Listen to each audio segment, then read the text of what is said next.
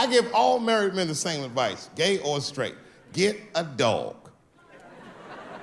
This dog will love you all the time, but she's not going to.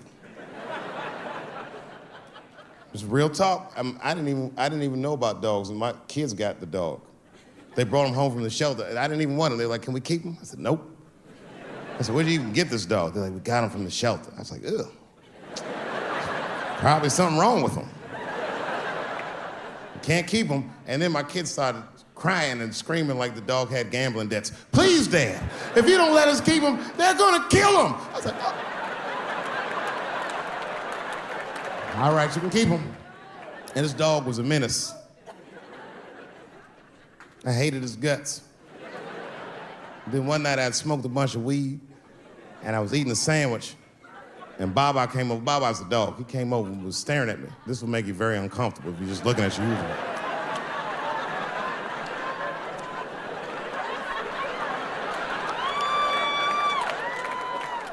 I had to give him a piece of my sandwich so he'd go away. And that's how we became friends. Now, if you see me walking down the street with Baba, I ain't got no leash or nothing. He walks right next to me. If I stop, he'll stop. And if I go, he'll go. And all my friends are like, yo, Dave, that shit is dope. How you train Baba to do that shit? I've never trained Baba. I'm just a messy eater. If I drop food and Baba's not around, all I gotta do is call him. Baba! He's a black dude's dog, so he doesn't come right away. He peeks first to see what's going on.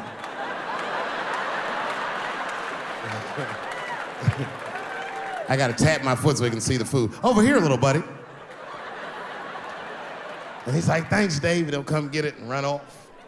But he knows all my habits. Like if he smells weed in the house, he'll be like, nah, this motherfucker's about to eat. And he'll just come running.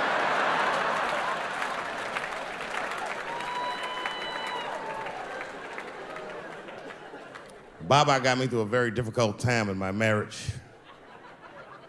We spend the most time together. Like, it's not that me and my wife don't spend time together, but we've been married so long, it's like we don't talk like, I don't know if anyone's married here, but if after 10 years, all that chatty shit goes away. You've said it all. You know what I mean? It's just, yeah, we're just in the zone. She says the same shit to me every night before she goes to bed. I'll be the last one up. She's like, I'm gonna get some sleep, Dave. Good night. All right, babe, we'll stay up and watch television. Good night. And she'll walk halfway up the steps. David? Don't eat the kids' lunch. And then she walks away.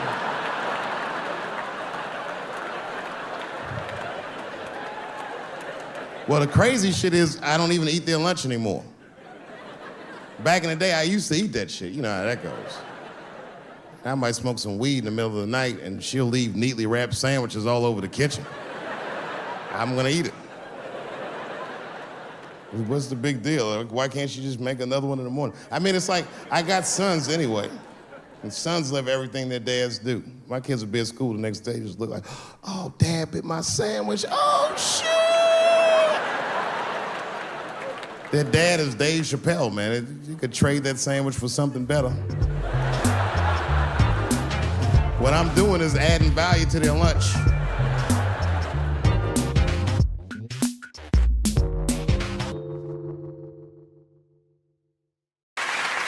But I can't say the word faggot.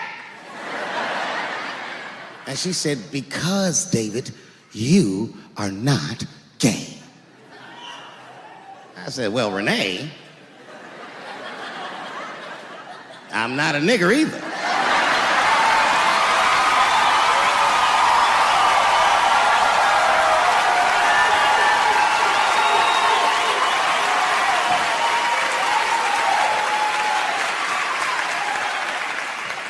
But you see, what I didn't realize at the time and what Kevin had to learn the hard way is we were breaking an unwritten and unspoken rule of show business. And if I say it, you'll know that I'm telling you the truth. The rule is that no matter what you do in your artistic expression, you are never, ever allowed to upset the alphabet people. You know who I mean. Those people that took 20% of the alphabet for themselves. I'd say the letters, but I don't want to conjure their anger. That's too late now. I'm talking about them L's and them B's and them G's and the T's. People be surprised. I have friends, all kinds of letters. Everybody loves me, and I love everybody. I got friends who are L's, I got friends who are B's, and I got friends who are G's. But the T's hate my fucking guts.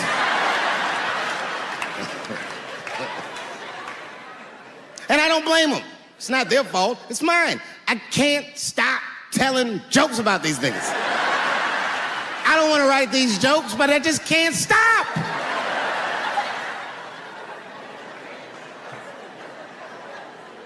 You know, you hear all those letters together all the time, LBGT, LBGT, and you think it's just one big movement. It's not. All those letters are their own movement. They just travel in the same car together. And my guess is,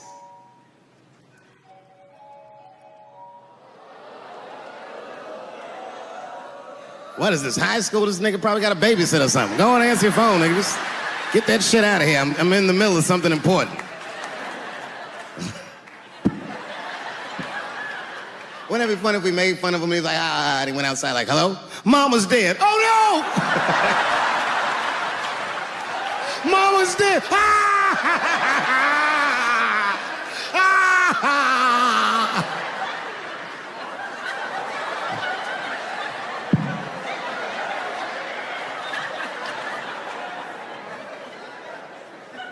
That was a weird timed phone call, wasn't it? It's like his phone is gay.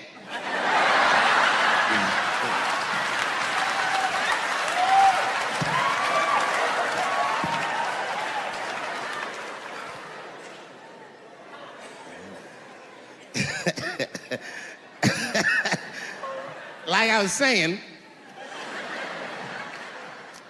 my guess is the G's are driving that car. That makes sense to me, because there's white men in the G's. And these people are trying to get around discrimination and oppression. And you know how white dudes are. We know these roads. In fact, we built these roads. The rest of you buckle up. We'll get you to where you want to go. So the G's are just driving the car. Of course, next to the G's in the passenger seat is the L's. Everybody likes the L's, except for the G's. I don't know what that's about. I just know the G's don't like them that much. And the G's always say like little subliminal digs on them. It's unnecessary shit. It's not mean, but you know what I mean? They just be like, I wouldn't wear that. The only thing that breaks the tension between the L's and the G's are the B's in the back seat. That's right, there you go. Everybody scream out when you hear your letter.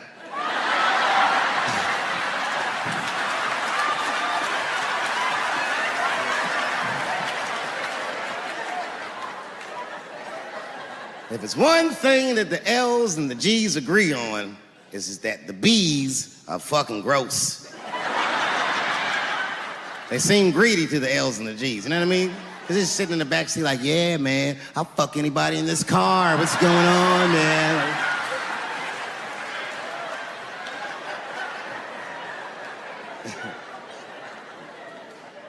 And sitting next to the B's, all the way in the back seat by themselves, looking out the window. That's the T's. Everybody in the car respects the T's, but everyone also resents the T's. It's not the T's' fault, but everyone in the car just feels like the T's are making the trip take longer.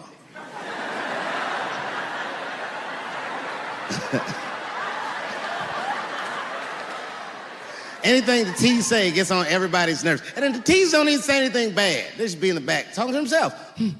I'm hot. Shut up. Shut the fuck up, okay? Just roll the window down, you bitch. I don't know what you... What? Just said I was hot. Could you pull over at the next exit? I need to use the restroom. There is not a restroom for you for 4 states, nigga. Will you just shut the fuck up so we can get where we're going?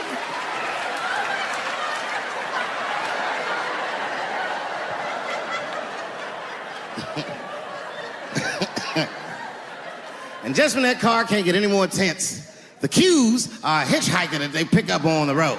Some white dude in booty shorts is walking down the freeway.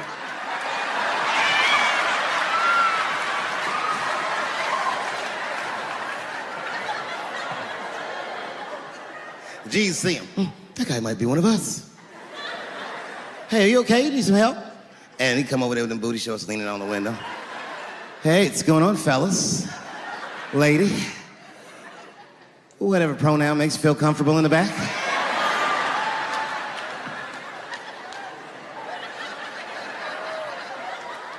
Yeah, I don't really know where I'm going. I don't know if I'm gay or I'm straight or whatever.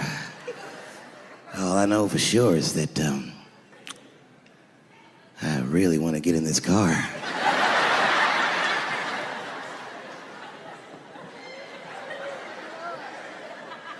And they make him get in and sit in between the B's and the T's. I feel bad for T's, but they're so confusing. And it's not all my fault. I feel like they need to take some responsibility for my jokes. Because I didn't come up with this idea on my own. This idea that a person can be born in the wrong body. But they have to admit, that's a fucking hilarious predicament. It's really fucking funny. If it happened to me, you'd laugh, wouldn't you? That wouldn't be funny if it happened to me? I think it would be. What if it did? What if I was Chinese, but born in this nigga body? That's not funny. I am not saying that to say that trans women aren't women. I am just saying that those pussies that they got, you know what I mean? I'm not saying it's not pussy, but that's like beyond pussy or impossible pussy. You know what I mean? It tastes like pussy, but that's not quite what it is it? It's not blood, that's beet juice.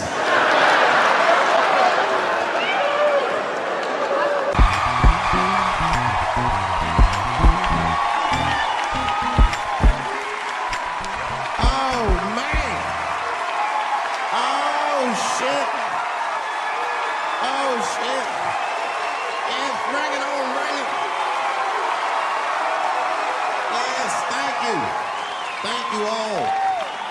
Thank you for coming. God damn.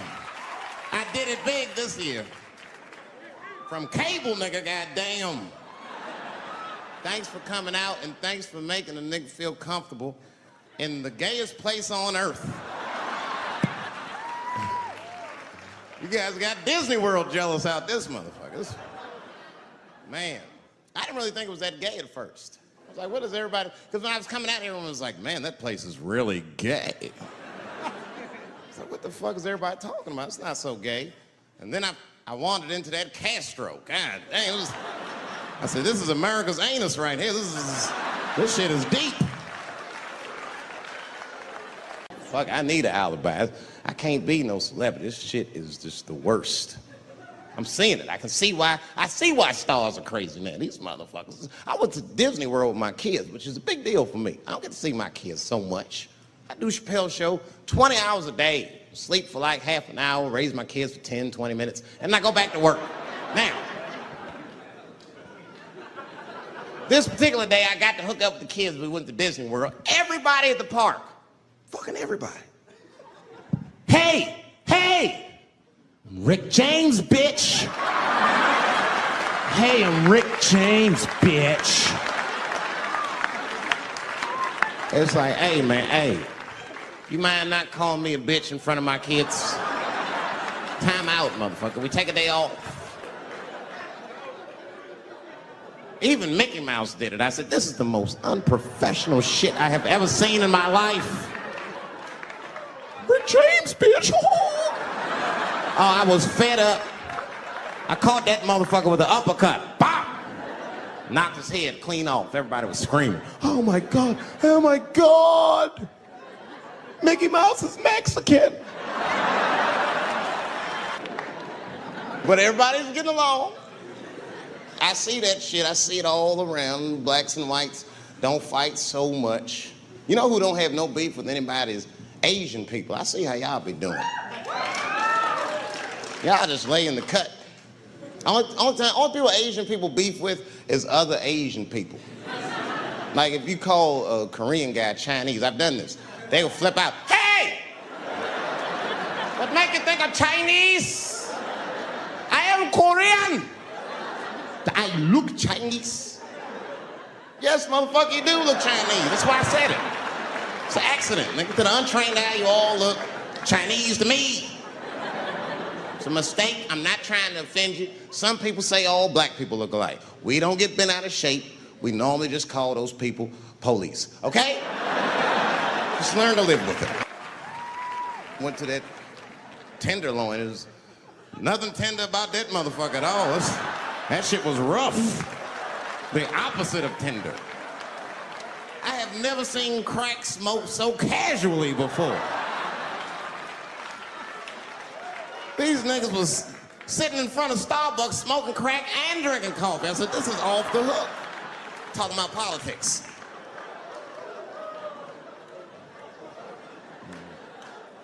I seen one crackhead trying to break into somebody's car, man, and it struck a chord with me. I tried to stop him. I said, "Hey!" And he looked back and saw me and said, "Oh, keep an eye out." I said, "Nigga, that was me that said that. I'm not trying to help you. I want this shit to stop."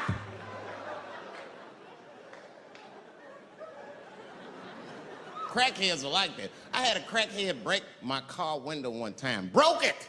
You know what he stole? Fucking candy bar I had lying on the seat. That's all he took. It's a goddamn candy bar. I was so mad. I drove around the neighborhood for 5 hours looking for a crackhead with chocolate on his face. I did that. I finally found when I grabbed that motherfucker and said, "Hey, man, what's all this chocolate on your face, motherfucker?" He looked confused. "Chocolate? This is doo-doo, baby." I said, "Ah! Oh, man. This place is insane." But you know what I like about San Fran, and the reason I picked this city to do my special is because of all the major cities in America, somehow people get along here better than anywhere else I've seen in the country. That's right. That's right. And I always admired San Fran for that. And today I realized how you did it. Put all the niggas on the other side of that bridge. There's nothing, this shit ain't happy on that side. You leave San Francisco like, "Bye, thanks for coming to San Francisco." Come back in April, we're having a sale on Birkenstocks. As soon as you get to the other side, "Welcome to Oakland, bitch." Click, click.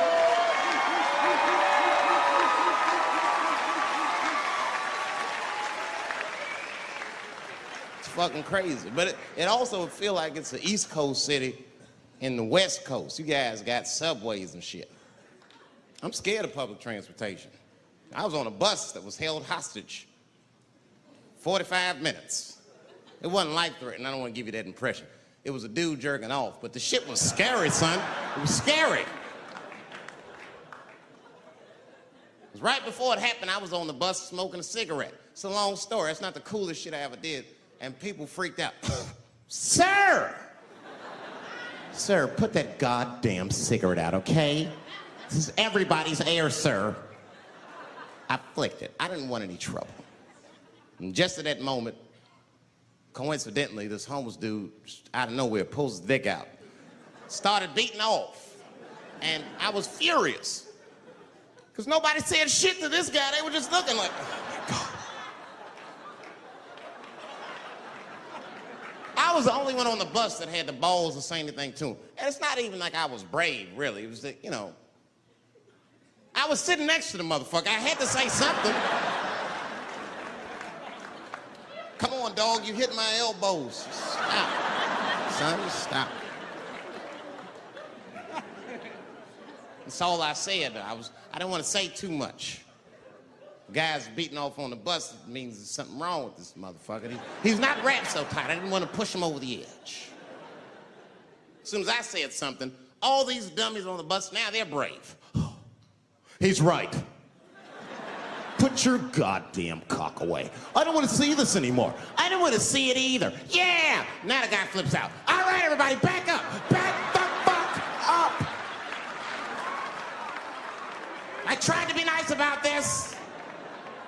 Now everybody freaks out. Oh my God, it's a biological attack. Oh. I'm caught in the middle. I can't lose my cool. I said, hey, everybody, just calm the fuck down or you're gonna get me shot. Let's all just be cool. Let's do what this man says so he'll leave us alone. Now everybody gets quiet.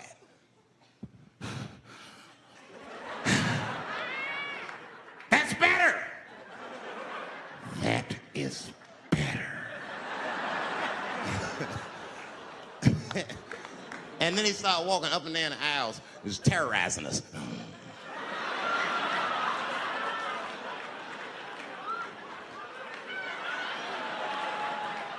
And then he starts making demands.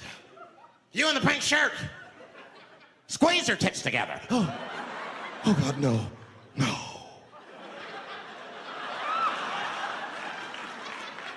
You, stick your finger in your butt. Why? Oh God, why is this happening? Oh God, oh God. He was working my way. Shit was tight. Just that minute. I got saved, dudes. I was so lucky. This guy at the other end of the bus, he snapped. He lost his mind. I seen it happen. Ah! He screamed out, rush him! He can't come on all of us. And charged him out. Ah! And it was like a movie. This homeless dude seen him coming and shot one off. Ah! I dodged that shit like the Matrix. Niggas, oh.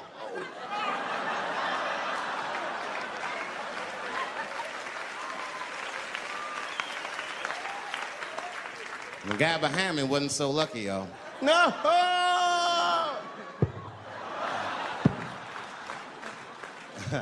That shit was gross.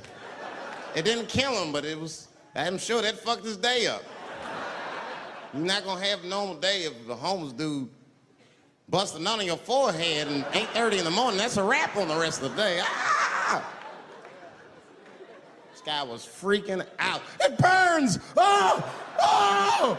Oh! Everyone was standing around looking at him. Even the homeless dude felt bad. I guess he was finished. He came back to his senses. Oh, this is my stop. I said, relax, motherfucker. I had to say something. Relax! Oh, I can't. I got AIDS. I know it. I said, you can't get AIDS from a homeless dude busting a nut on your forehead. That's not how it spreads. I don't even know if that's just true. That's just what I told him, man. He was so scared I had to say something. I don't know where AIDS comes from. Who the fuck knows? Scientists don't even know. Scientists still say AIDS started because somebody had sex with a monkey. Word. After all this research, this is the best explanation that you came up with, mother. Nobody fucks monkeys and people, you idiot.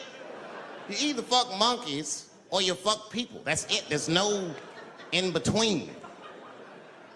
You're not gonna get some monkey pussy on Tuesday and then be like, oh, let me call Charlene on Thursday. No. Once you fuck a monkey, that's a firm decision. I'm out of the human pussy game for good. It's ridiculous. You act like monkeys are just as open as waiting for people to fuck them, man. It's ridiculous. The monkeys don't want to be fucked by people. Think about it. Think how hard it would be to catch a monkey and fuck it. That's ridiculous. That's how it had to go down. Who you think you're just gonna walk up to him in the woods and brab this nigga with fruits and bananas? Hey, buddy. Hey.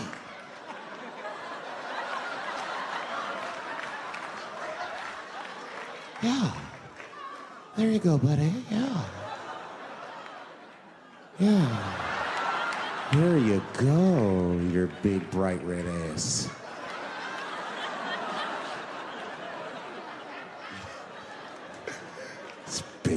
red booty. You know how strong a monkey is? Would rip your dick off like the celery stalk. Just throw that shit in the tall grass to never be seen again. Hey, dog, we gonna go to the club, pick up some girls. You trying to roll? Nah, man, I'm cool. I'ma stay home, dog. Chill with my monkey. You know how long it took me to train this monkey to suck my dick without peeling it?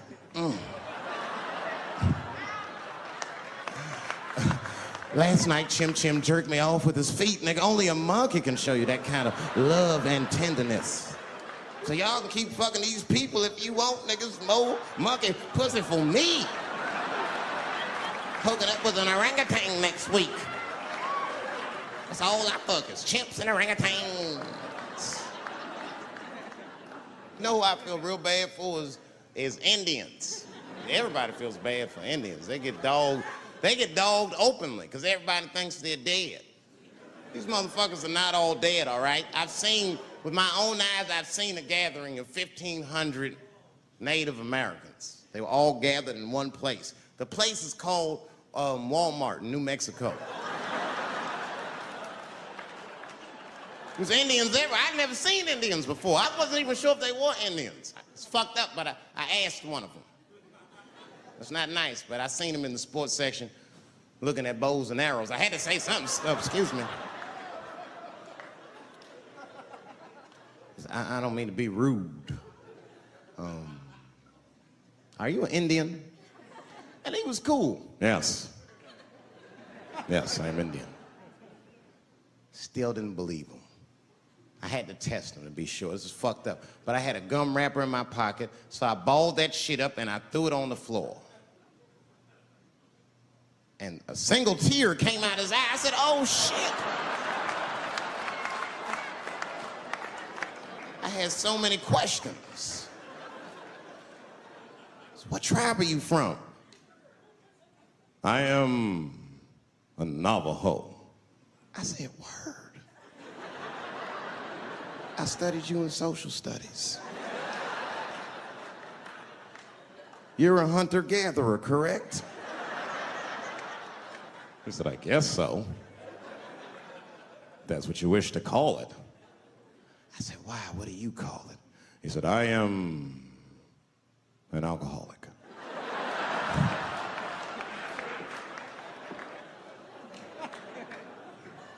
I said, well, what's your name, dog? He said, please. Dog is my cousin. That was a good guess. My name is Running Coyote. What is your name, friend? And that shit caught me off guard. I mean, I didn't want to say my name was Dave to a motherfucker named Running Coyote. This don't feel good enough. He just put me on the spot. I said, huh? My name, what? Oh, my name's Blackfeet. Then I changed the subject. Forget about me. What's going on with you? I want to meet your chief. Why don't me, you, and your chief and your friends get together tonight? We could have a real live peace pipe smoking ritual. We need to celebrate, nigga. I thought you were dead. And he set it up. It was beautiful. It was just like I dreamed. We was all sitting around. Them Indians was beating the drum. Some other Indians came out the back with a long blanket that was folded in half and put in front of us. Open that shit up, and on the blanket was a long wooden pipe with feathers. And bags of weed were all over the blanket. Chief walked over.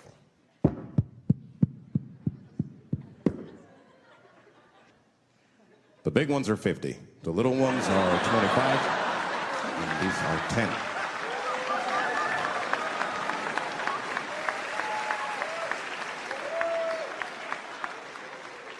Me and those Indians got high as shit. I was baked. I told the chief, he was talking, I cut him off. Time out, chief. Sorry to interrupt. Fucking smashed, man. The weed's too strong. I'm itching. This is PCP. The spirits have got me. Chief, the spirits have got me. And the chief threw some water in my face. Calm down, blackface. Splash! I said, hey, it's black feet, motherfucker. Take it easy.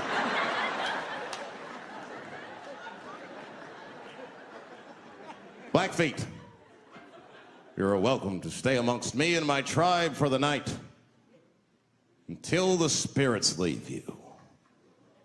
And they gave me my own teepee to sleep in, which sounds nice. I personally felt like it was a little fucked up, you know, because they all had houses, man. It's like, why can't I sleep with y'all in the house and watch TV? Like, I can't be on this grass all night.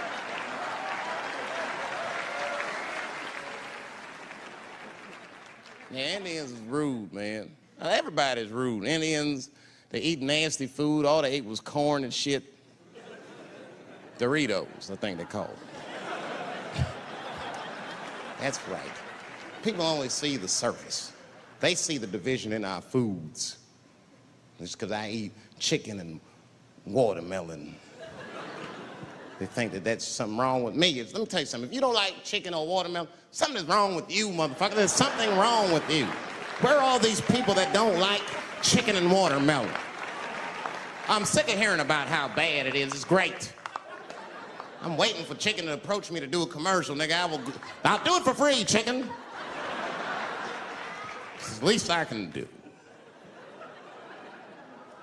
They make fun of Latin people for eating, what y'all eat? Beans, rice, corn. Listen, that's not a reason to hate a motherfucker, all right? It's funny, but it's not a reason to hate. The only reason these things are even an issue is because nobody knows what white people eat. You've been very good at keeping that shit a secret amongst yourselves. I study white people. You don't know that. I'm writing a paper on you. Not even for school, nigga, just to do it, just to get, I'm just doing this independent research. I'm spending my money, that's why I'm working so hard. I follow you around grocery stores. They freak out. I just try to peek in the cart. They always say, get away from my cart, nigga. What are you looking at? Chicken and giblets are over there. You must be lost. These are vegetables.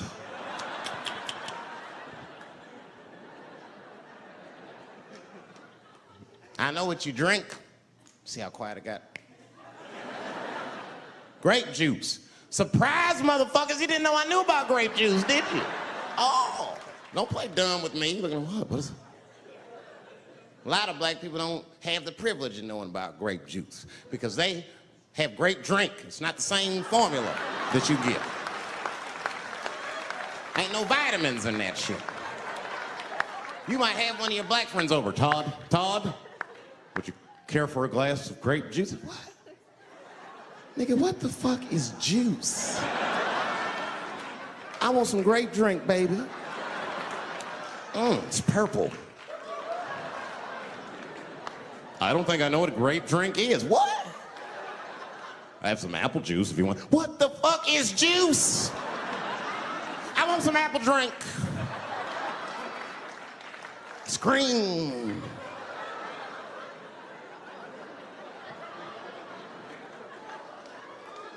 Remember that commercial for Sunny Delight when all the kids run in from outside playing? And they all run to the fridge. All right, I got some purple stuff, some Sunny D. As soon as you say Sunny D, all the kids go, yeah! Watch the black kid in the back. If you ever see that commercial again, look at that black kid. He'd be like, I want that purple stuff. That's drink, nigga, that is drink. They want drink. I want all them vitamins, nigga, I want drink.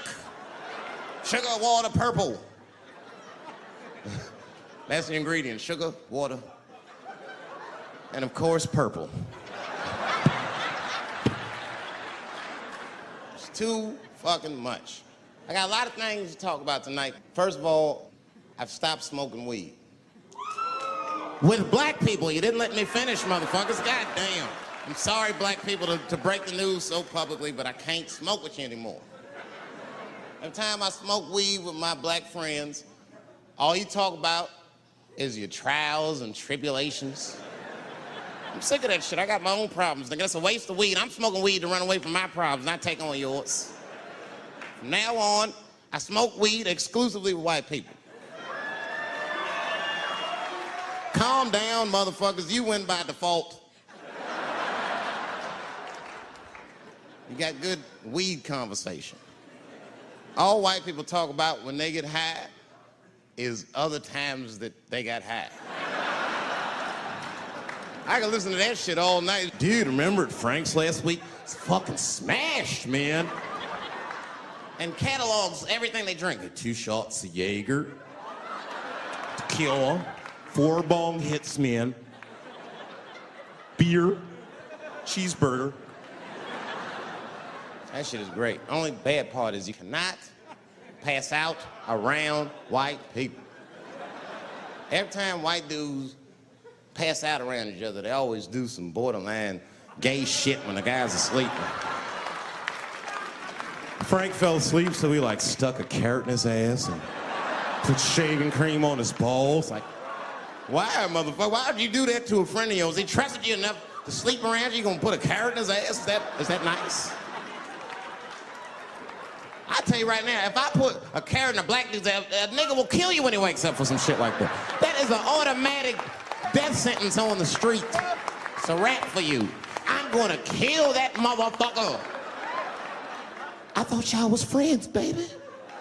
What happened? I fell asleep at his house, right? We was drinking, and I fell asleep at his house, and while I was sleeping, right? I'm just gonna kill that motherfucker, all right? That's all you need to know. And fuck carrots. But everybody's getting along. I see that shit. I see it all around. Blacks and whites don't fight so much. You know who don't have no beef with anybody is Asian people. I see how y'all be doing. Y'all just lay in the cut. Only people Asian people beef with is other Asian people. Like if you call a Korean guy Chinese, I've done this. They will flip out. Hey! What make you think I'm Chinese? I am Korean. I look Chinese. Yes, motherfucker, you do look Chinese. That's why I said it. It's an accident. Nigga, to the untrained eye, you all look Chinese to me. It's a mistake. I'm not trying to offend you. Some people say all black people look alike. We don't get bent out of shape. We normally just call those people police, okay? Just learn to live with it. That's all I can tell you. Everybody's afraid of police now. I'm scared to death of these police. I am, nigga. I got a police scanner. First money I got, this is the first shit I went out, bought me a police scanner. I just listen to these motherfuckers before I go out, just to make sure everything's cool. You hear shit on it. Calling all cars, be on the lookout for a black male between 4'7" and 6'8". Staying in the crib tonight, fuck that. Gotta work on that alibi for a minute. Every black person needs an alibi. I do them impromptu joints. If I'm by myself and need an alibi, I'll just open up the windows in the apartment, turn all the lights on, start beating off right in the window. Look at me. Hey, everybody, look, it's me, Dave Chappelle. I'm crazy, I'm jerking off. Note the time, motherfuckers. It's 2:35. Look at me, I'm jerking off in the window, 2:35. Comedian Dave Chappelle is June 10th. Note the time.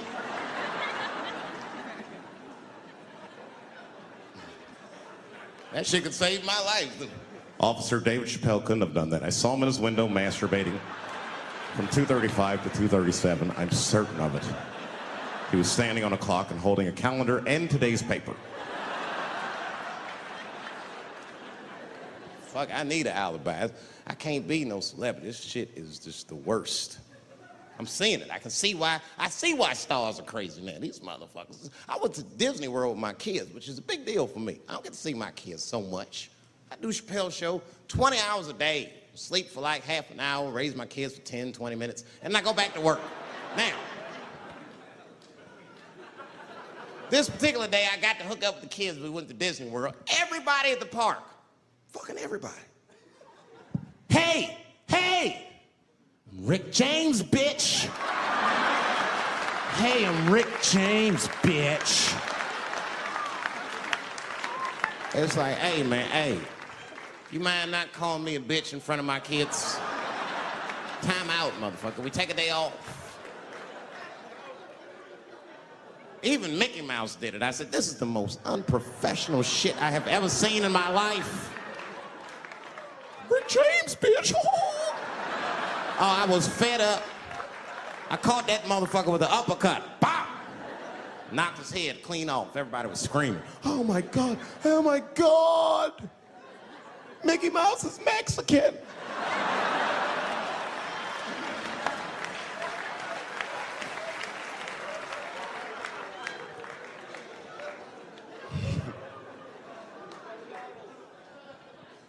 I had a terrible time in Disney World.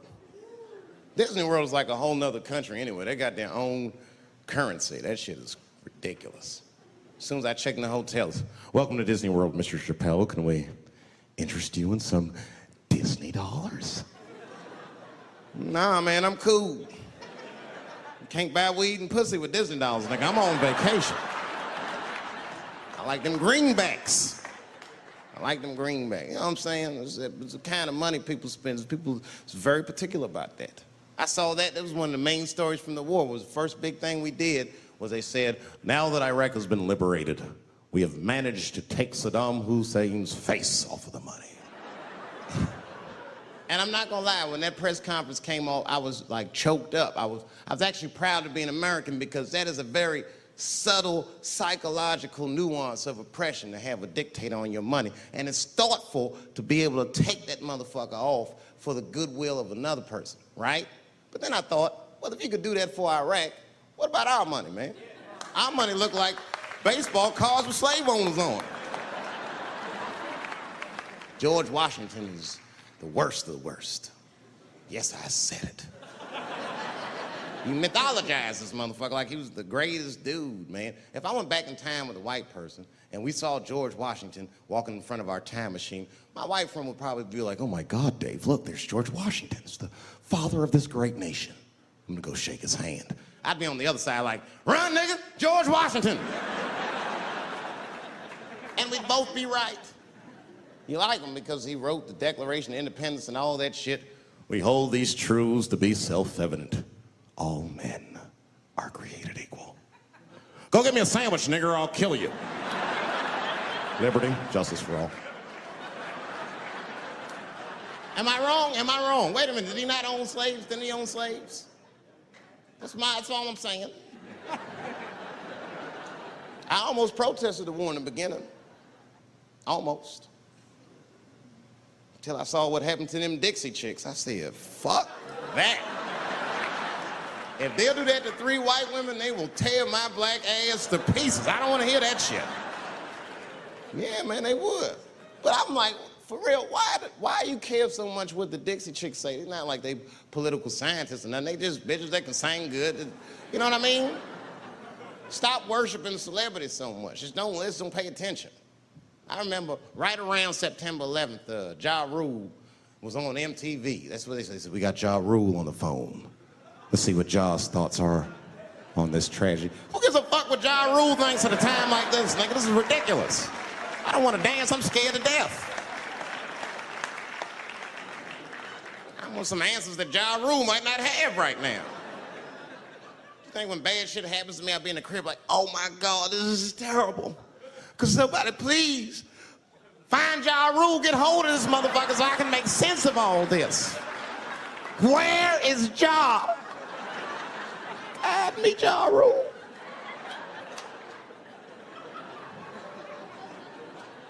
I don't even know why people listen to me.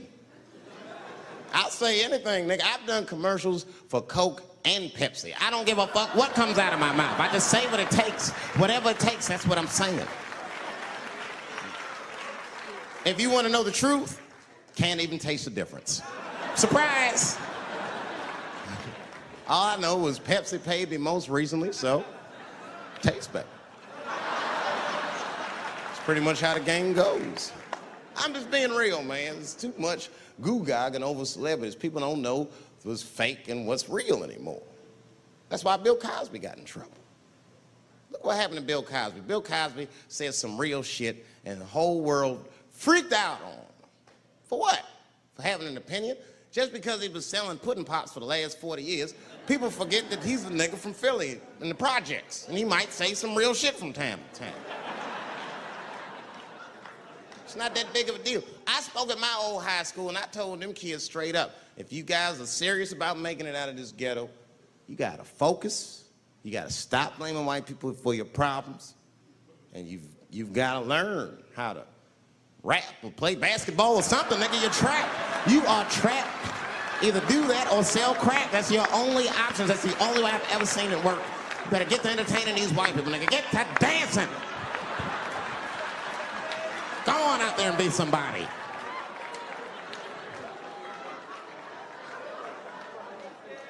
I just hope they listened.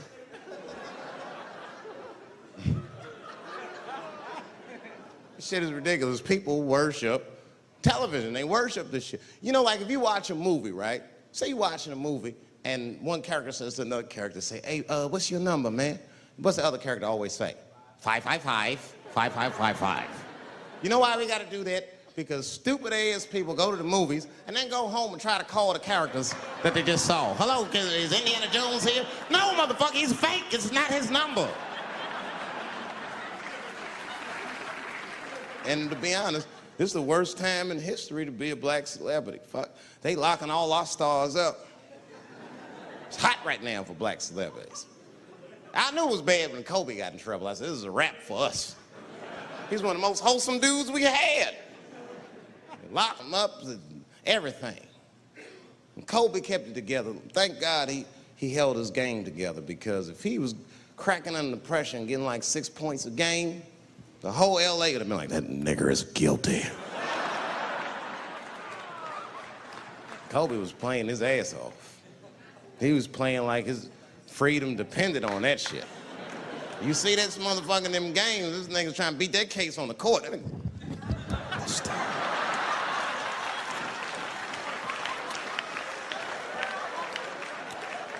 Like the judge threw him the ball, like, play for your freedom.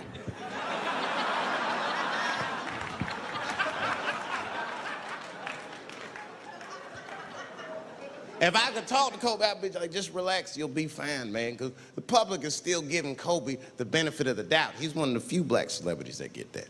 Not because he's a celebrity, more because, you know, the girl showed up with 8 different semens to the investigation. You can't do that. That's 7 too many. That's a lot of semen, man. This bitch got Noah's Ark in her panties. Like, what, you trying to recreate humanity or something? She's a collector. She got every unsolved mystery. The answer might be in this girl's paint. That's the first place I look. OJ's other glove is in there. Bigfoot's footprint. 3 CSI reruns is in that motherfucker. We got the most diabolical draws ever. Fuck being a celebrity. This is not the time to be a black star. They locking all our stars up. Black celebrities, this is a witch hunt for us, man. God damn it. It's all OJ's fault. Ever since OJ got away, white people have just been locking up our stars one by one. It's true. And it's not even OJ's fault, it's our fault. We celebrated too openly when OJ got acquitted. We should have been quiet about that shit. As soon as they're not guilty, niggas just dancing. Oh, in your face, nigga, in your face. It hurts, don't it? It hurts. Burns, doesn't it, nigga? Ooh, that justice system burns, doesn't it? Welcome to my world, motherfucker, all that shit. White people wanted OJ's ass bad. City of LA spent over $12 million just trying that motherfucker. And the look on white people's face when he was acquitted, priceless. Priceless.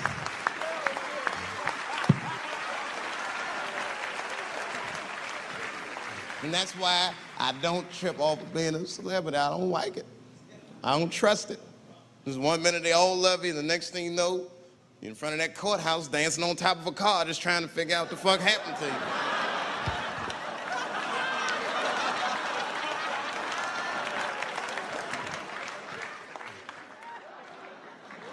That's what I'm waiting for, because the timing of this Michael Jackson shit is what makes me doubt it. Every time there's wars going out of control, or the economy gets bad, or something is wrong with the world at large, it's always these moments in history that Michael Jackson will coincidentally jerk off a kid. This is getting ridiculous. Like, are you planning this shit? Do you have meetings? Michael, thank you for coming. As you know, Michael, the war has not been going as well as we expected. There's been a lot of hiccups, and the public is asking us a lot of questions, of course. And, well, Michael, there's no nice way to say this, and all I know how to do is be direct, so let me just be direct. We're gonna need you to jerk off another child, Mike. I'm sorry. I am sorry.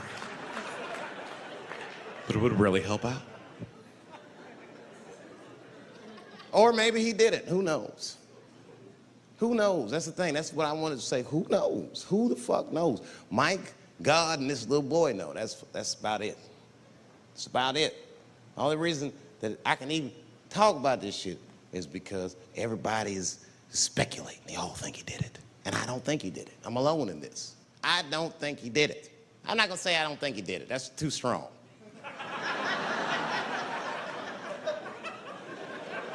Let me just say I am reserving judgment until all the facts come out.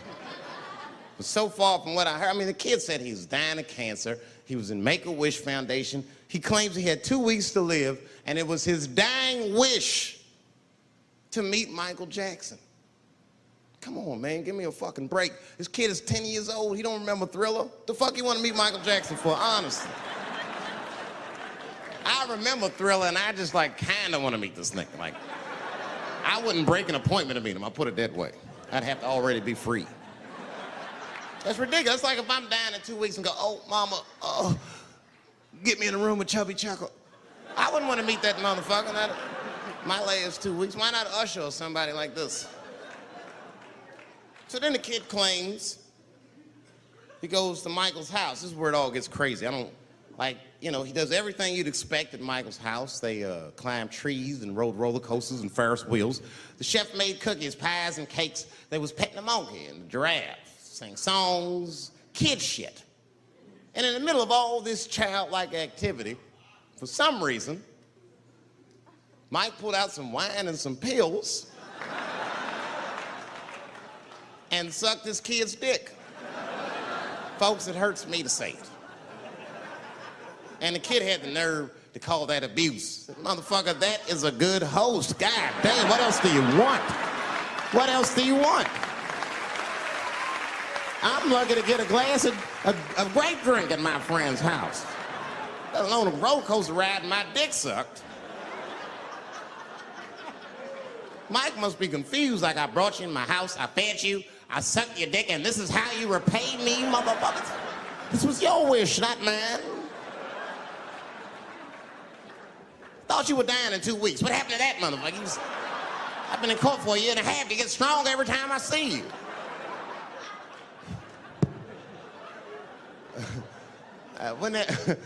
This is fucked up. I shouldn't even say this fuck. Wouldn't it be some ironic shit if they found out through this case that the cure for cancer was Michael Jackson sucking your dick somehow? Like if Mike had powers like Green Mile and all the kids like, please, Mike, suck our dicks. Never again. He didn't appreciate it. Can we at least study your saliva? Please, Mike.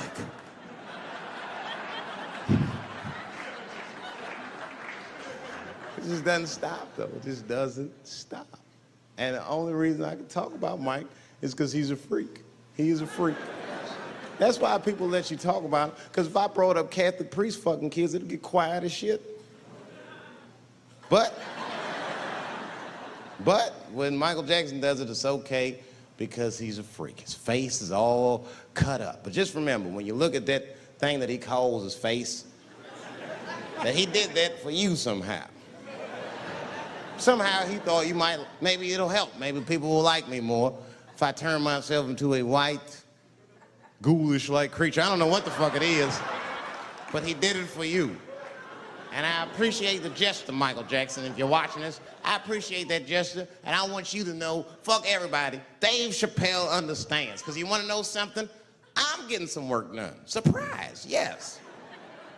Nothing major. You would never know if I didn't tell you, but it's some shit I'm insecure about that I want to work on.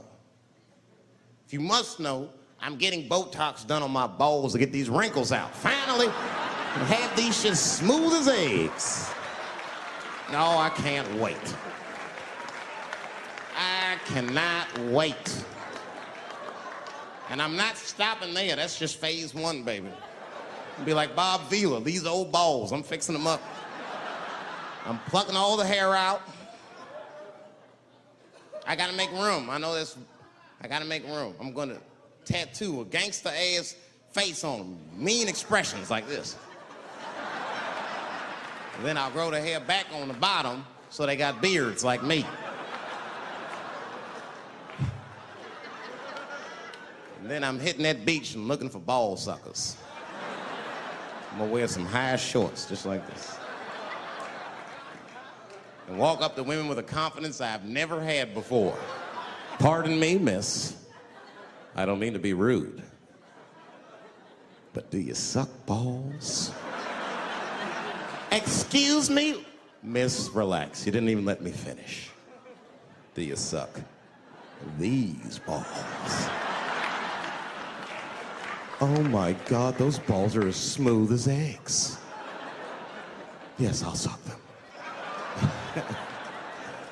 I've played this scenario out in my mind a million times, lady. That's how it always ends. Yes, I'll suck those balls.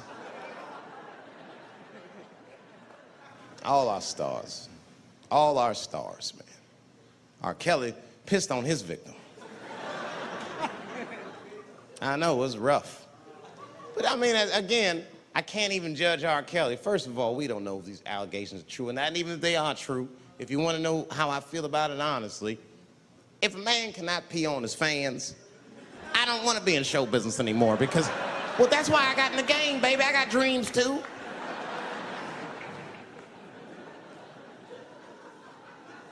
You guys are confusing the issue. While you guys are busy worrying about if R. Kelly even peed on this girl or not, you're not asking yourself the real question that America needs to decide once and for all. And that question is, how old is 15 really? No, that's a good question. That's a good question. I'm not saying that a person is as smart as they're going to be at 15. That's not what I'm saying, man. But I am saying 15 to me is old enough to decide whether or not you want to be pissed on. I mean, that's me. If you can't make a decision like that by the time you're 15, then just give up, motherfucker, because life is way harder than that. I make tougher decisions all the time. If you don't want to get pissed on, just get the fuck out of the way. It's not even a decision. If I start peeing on the front row, they're not going to have to calculate and think, oh, how do I feel about this? Am I okay with it? They just move. You can do that at 15. I could have. I've been 15. When I was 15, I was doing stand-up in nightclubs. I smoked reefer from time to time. Friends were selling crack. I was trying to finger fuck people. I knew what was happening around me to some degree. Getting pissed on was the least of my worries at 15. Trust me. But it keeps coming up. There's a lot of confusion around that age. Anytime 15 comes up, people freak out. Like when that girl, Elizabeth Smart, got kidnapped. Right? Remember in Utah last year, 15-year-old girl Elizabeth Smart was kidnapped, and then they finally found her, and the whole country was relieved. And I was the only one saying, damn, she wasn't that smart after all. Not because she got kidnapped, that could happen to anybody. I'm not knocking her for that. I'm just saying, if you kidnapped me when I was 15, you gotta take me further than 8 miles away from my house, man. God damn. You can't hold me prisoner around shit I recognize. I'll break away. I'll break away. Fuck off me, nigga. That's my bus stop. I know where I'm at. I'm going home.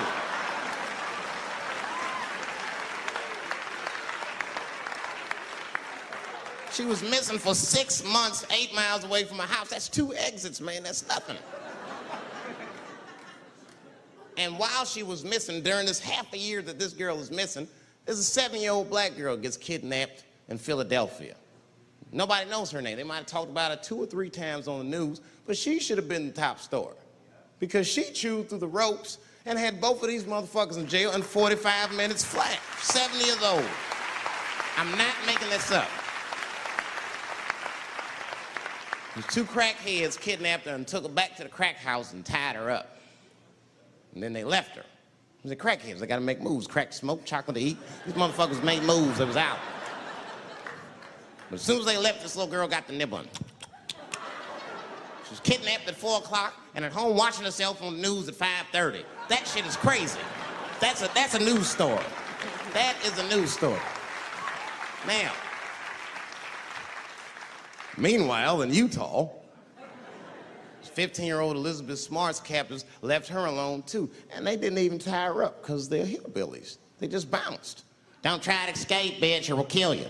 Be right back. They leave. And she's 15, sitting in the house by herself. How am I gonna get out of this? Come on, Elizabeth, think. Think, Elizabeth, how am I gonna get out of here? Why don't you just open the fucking door and go outside? Have you thought about that? Do you have a quarter? Do you know your phone number? You're 15, bitch, run. Stop thinking and stop making moves. I know I sound mean, and I know what the people are thinking when I'm saying this. Dave, she is only 15. All right, but that's the discrepancy, because when you talk about a little girl like Elizabeth Smart, then the country feels like 15 is so young and so innocent.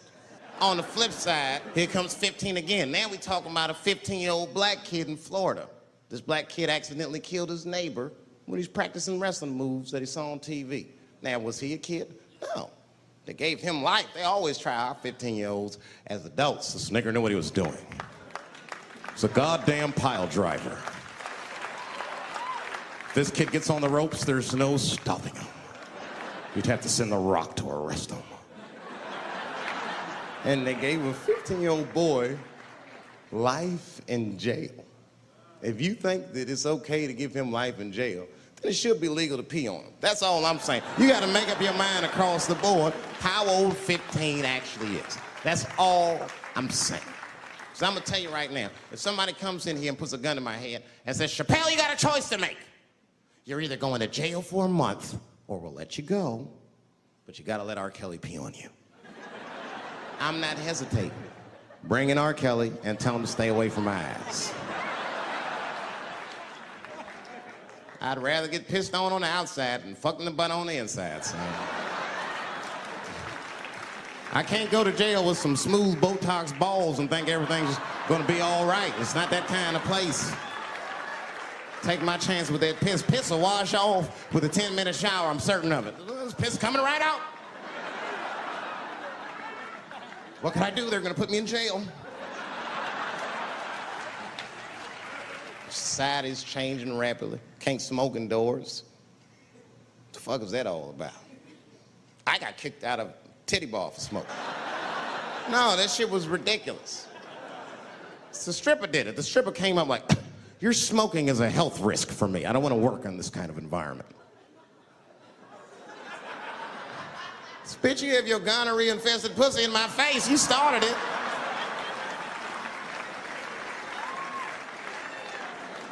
And they threw me out. It's the dirtiest place I've ever been thrown out of. And just to give you an idea of what I mean by dirty, lap dances at this place, $3. It's fucking disgusting. And at the same time, who could pass up a sale, son? It was $3. Of course I did it. It's only 12 quarters. Said, I'll break a 5 for that. I've never seen somebody work this hard for $3. This lady must have been a throwback to the Great Depression. She was all over me. It's the first time I ever told a stripper to get off me. All right. Yeah, thank you very much, miss. Thank you. That'll be all. That's enough. Hey! Hey, get off of me! Whatever happened to lipstick on the collar, lady? I have a shit streak on the middle of my shirt. How the fuck am I gonna explain this when I get home? Huh? Oh no, baby, me and Bob were playing basketball and Bob dunked on me, was hanging on the rim and his pants fell down. I was checking him close, I think he's swinging and his butt cheeks might have, his butt cheeks I think caught my shirt. I don't know why I was playing ball in my dress shirt. I just was, it was midnight, I don't know, what the fuck? Just let me think. That's when you know a guy's lying if he say shit like that. Hold on, just let me think. The man ever say that to you? Hold on, just let me think for a minute. Can I think?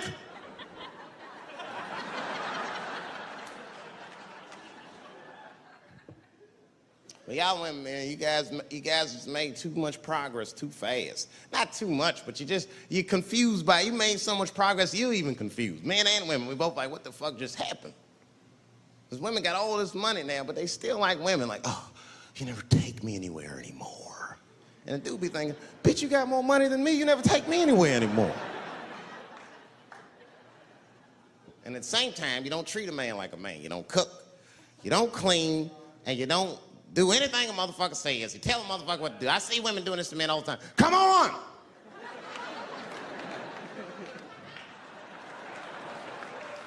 No man wants that shit. So want anybody that tell me what to do that much. You gotta work with me. Like if it makes a man feel like a man to watch the game, then just let him sit down and watch the game for a minute.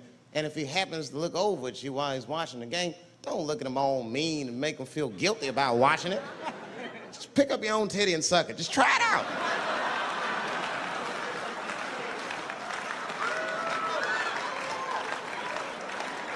He will instantly remember why he fell in love. Oh, that's right. Forgot my girl sucks her own titties from time to time. I can't walk away from that. It's too hard to find. You see, that took 20 seconds. You still can be as busy as you want. Just suck your own titty and everything's cool. Well, how about this? If you're making love to your man, you're already making love, might as well spice it up, right? How about this? I personally like it. I like it when a girl tells me where to come. Don't like it when a girl tells me when to come. I hate that shit. Don't come yet. Oh, bitch, all these rules.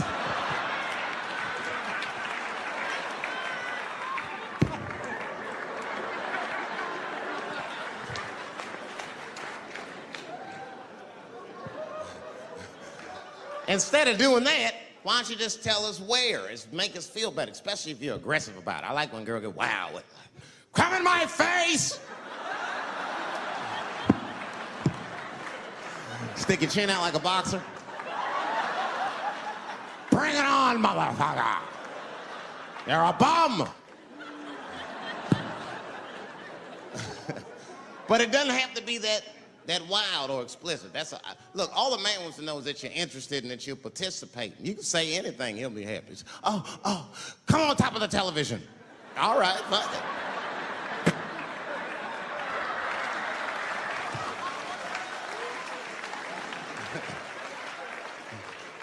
The weirder the place, the better. Oh, come in my fishbowl. Damn, fishbowl. Oh shit, they're eating it. Oh.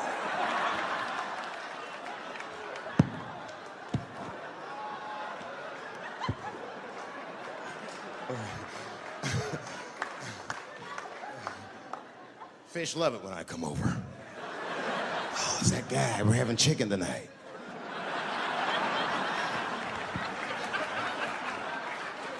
You guys, man, thanks, man. It's been the best year of my career. By far. I appreciate you guys watching me. Because I do it for my kids, really, man. And my kids are off the hook. You think I'm a bad motherfucker. Wait till you see the 2000 model Chappelle. This nigga is off the hook. My sons are bad. My oldest son is 3. This nigga made me a necklace out of macaroni. I said, this shit is baller. He painted the macaroni green and put it on a string. He tied it on my neck and he told me he was proud of me. And I got choked up.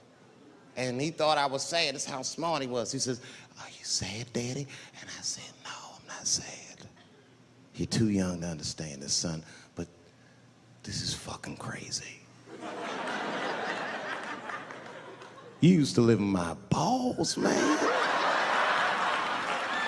Now you making jewelry out of macaroni. You a bad motherfucker. Long live Chappelle's.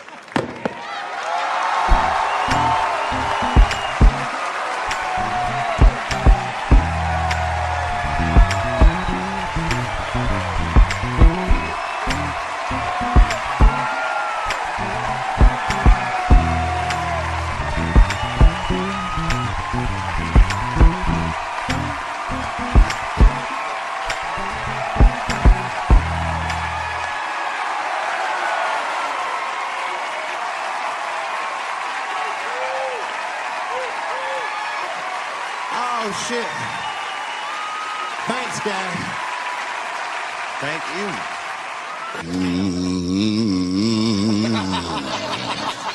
You know, that's just my grandmother used to sing that when she cleaning up.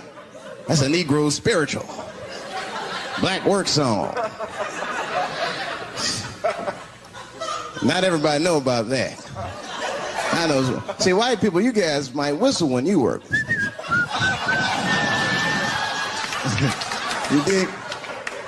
But that's how you can tell what kind of work we're actually doing.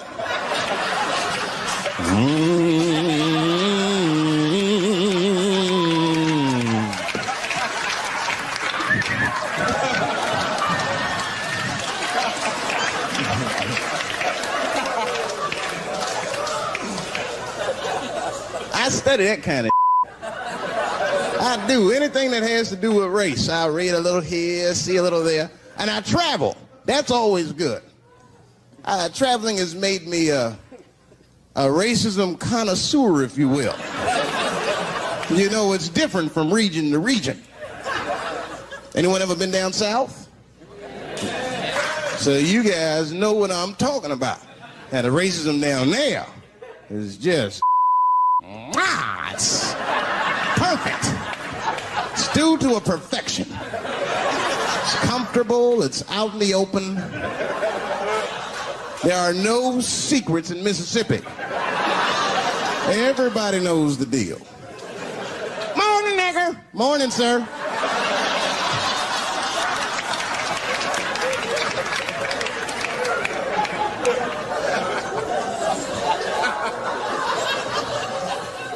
Not up here.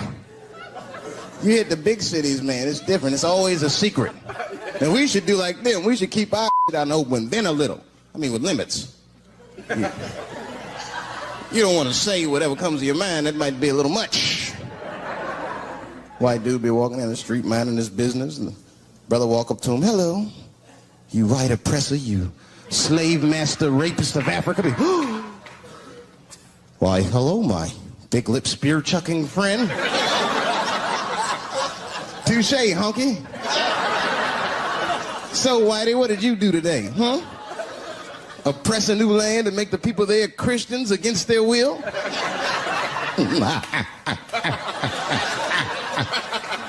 What did you do, fella? Burn those big black lips on a crack pipe as you missed your job interview? Easy, Whitey, you're cutting deep. All this chit-chat has got me thirsty. If you will excuse me for a moment, I'm going to go to the Korean store and get something to drink. Ching-a-ling. Hello. You slanted-eyed, ruining the economy in our neighborhood by opening stores and taking the money out the community. Chink. Well, good afternoon, you browse around but never buy anything, suspicious-looking nigga. After a while, that might be too much.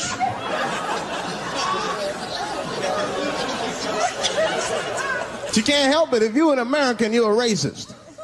We brought up from the beginning to think in generalizations. We never look at the individual. We rarely look at the individual. I'm a racist. I know I'm a racist. You know how I know? The other day, I caught myself being racist against myself. There's so much going on, I got mixed up. Forgot whose team I was on.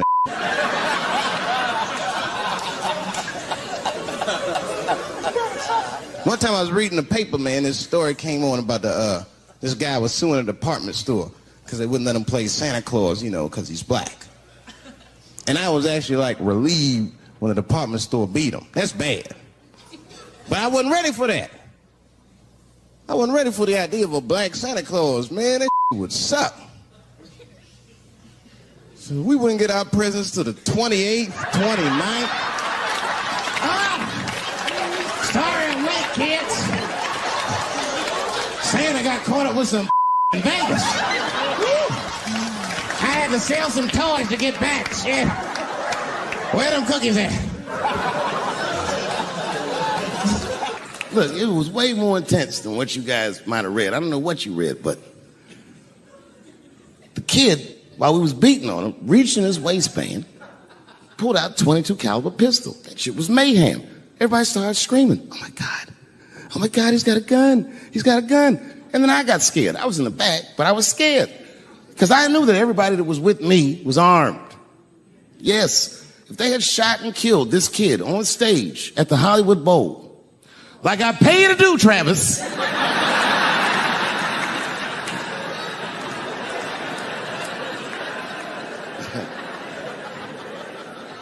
but Travis G'd up. Travis wrestled the gun out of the kid's hand, and then he took it like this and tried to chamber the round, and he couldn't. So he pulled the trigger, and it wasn't a gun. A knife blade popped out of the front. I guess this kid was gonna stab me. Some scary shit. So the next night, even though I didn't have a show, I said, I gotta get right back on stage. And I went and did a show. And someone in the audience screamed out, Dave, what happened with the attack? And I didn't know there was journalists in the room. All I said was that this nigga had a knife that identified as a gun. I got 6 more weeks of bad press for that joke. I didn't even do nothing to this nigga. That's not right. That was not right. And then the New York Post went to the jail and interviewed my attacker like he was some kind of hero. And I read that interview. It turns out the entire attack was my fault. Yes, I triggered him. I didn't mean to. I had done jokes about the homeless. It turns out this young man was homeless. And I mean, there's no way I could have known this. But I will say, for a homeless guy, this nigga had incredible seats.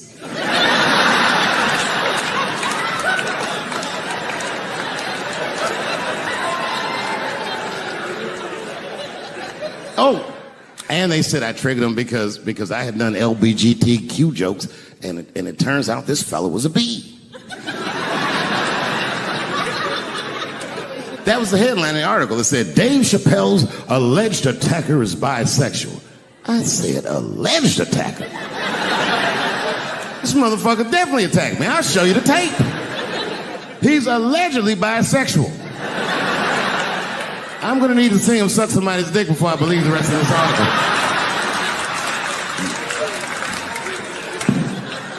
I read that shit in the paper. I was horrified. I was like, oh, bisexual? I could have been.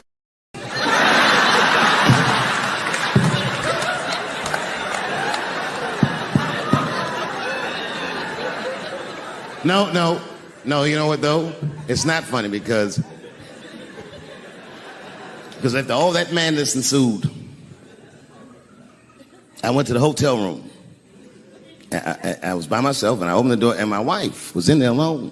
She was sobbing, like sobbing. I said, oh my God, what's wrong with you, bitch? Did you get attacked too?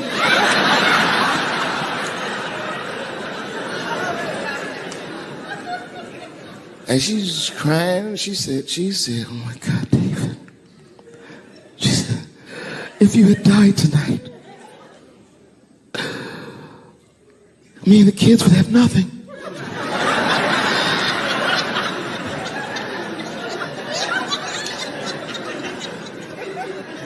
Then I knew it was serious. So I sat down on the bed next to her. And I reached in my pocket, I pulled some keys out that she'd never seen before. She said, what are those keys? And I gently placed them in her hands. I said, sweetheart, those are the keys to my safe deposit box. God forbid anything ever happen to me. But if it does, don't even worry about it. You and the kids have everything you need in that box. I've already taken care of it. And she was looking at them keys, and I could see her mind realize what we were actually talking about. And then she just started crying harder. And to be honest with you, that made me cry a little bit too. And we hugged each other real tight.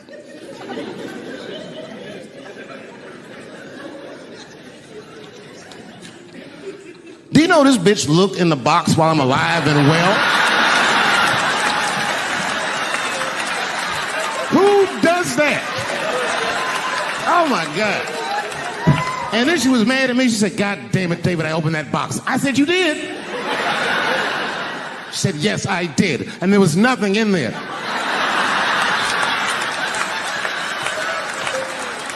I said, nothing? home? She said, nothing except your stupid joke book. I said, whoosh. I said, well, sweetie, look.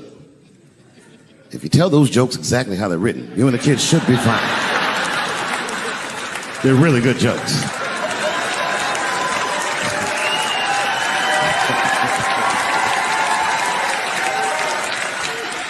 She's like, good jokes? What is this shit? Come join me in my watery grave. No, you gotta roll your throat. Join me in my watery grave.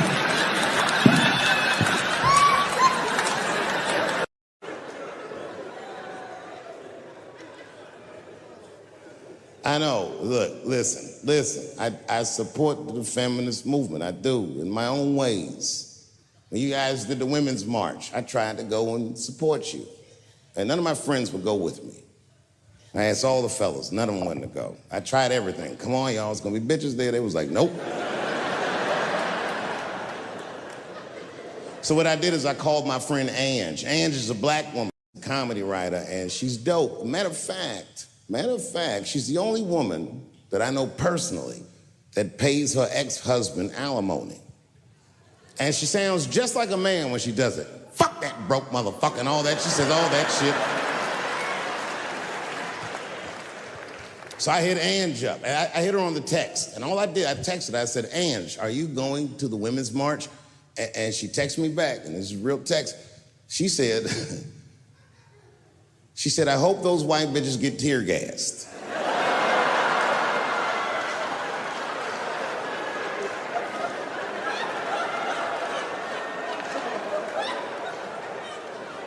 There's a problem in that feminist movement, isn't there? From its inception in America, there's always been a racial component. When Susan B. Anthony was having that meeting and Sojourner Truth's black ass showed up, read your history books. All them white women asked Sojourner Truth not to speak. They didn't want to conflate the issues of women's rights and slavery. But you know how black bitches are. Sojourner Truth went up there anyway.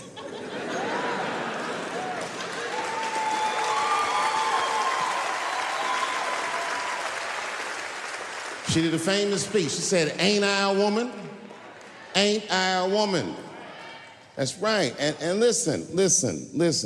I supported the Me Too movement, but the whole time, I thought that the way they handled that was stupid.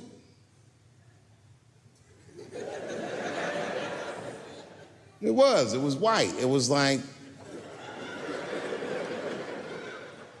they were doing shit like going to the Golden Globes, and all of them would be like, let's all go to the Golden Globes and wear black dresses to give these men a piece of our minds. Bitch, that is not gonna work. You think Martin Luther King's gonna be like, I want everybody to keep riding the bus, but wear matching outfits? You gotta get off the bus and walk. It's real talk. Real talk, that was a silly movement. I want everybody to wear a crocheted pussy hat so they know we're serious. What the fuck was y'all doing? And then I said something about it in one of my specials, and all these women actresses came after me. I said, man, fuck y'all too, you canceled. I ain't jerking off to none of your pictures again.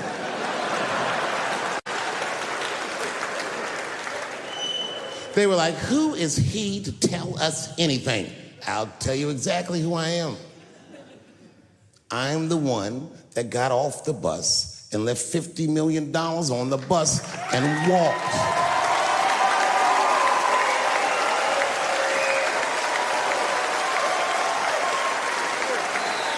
I agreed with these women. I just didn't agree with what they were doing about it. Right. No, it was annoying as fuck. Because if these women were serious, you know what they would have done? They all would have fired their agents. And they would have went to the mailroom of one of these big agencies and found a woman that was busting her hump in there and said, if you want to talk to us, then you have to talk to her. And if they did that, then she would be big and they would be big and nobody would get fed to Harvey Weinstein. But did they do that? No. Was that their idea? No. Surprisingly, it was mine. And what I think the feminist movement needs to be very successful is a male leader.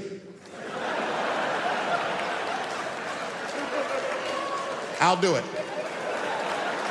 I will. I will lead you women to the promised land. I will make sure you get equal pay for equal work. I will make sure that nobody harasses you or fucks with you on the job. I will protect all of your interests. And all that I ask for in return is that you suck my dick.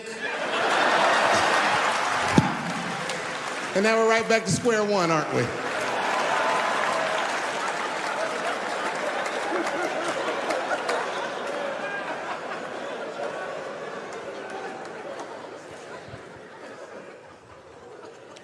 And now we get to the core of the crisis. What is a woman? What is that in this day and time? Is there even such thing as a woman or a man or anything? Seems to be a question nowadays. Now listen, women get mad at me. Gay people get mad at me. Lesbians get mad at me. But I'm gonna tell you right now, and this is true. These transgenders, these niggas want me dead. I've gone too far, I've said too much.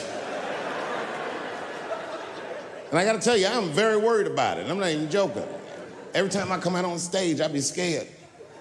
I be looking around the crowd, searching for knuckles and Adam's apples to see where the threats might be coming from.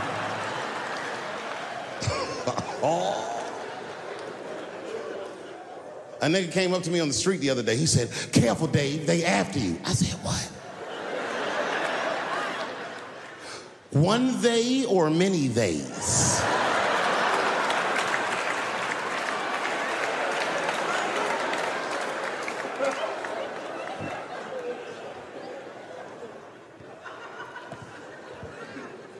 Before I even say anything about that community, you must know, and I hope you all feel the same way, I am not indifferent to the suffering of someone else. There's laws, the mean laws in our country. North Carolina passed a law once that said a person in North Carolina must use the restroom that corresponds with the gender they were assigned on their birth certificate. No. No, that's not a good law. That's a mean law. No American should have to present a birth certificate to take a shit at Walmart in Greensboro, North Carolina, where the baby shot and killed a motherfucker.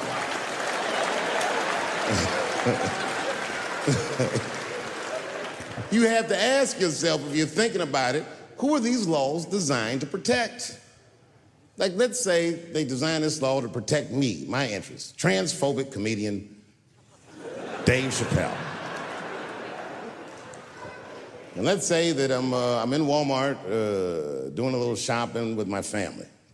Now, I should tell you, if that ever happens in real life, you should know that my dreams didn't work out. But let's say something goes horribly wrong, and there I am in Walmart with the poor whites rummaging around for mediocre goods and services.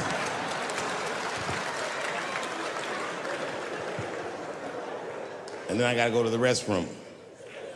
So I excuse myself from my family. I go to the men's room. Now I'm standing at the urinal taking a leak. And this is what this law is gonna do. And suddenly, a woman walks into the men's room. I'm gonna be like, that's strange. And then she stands shoulder to shoulder with me at the urinal. I'm gonna be like, bitch, what's going on with you? And then she hikes her skirt up and pulls a real live, meaty dick out. And what do you think I'm gonna say? Thank God she's in here with me. At least now I know my family's safe.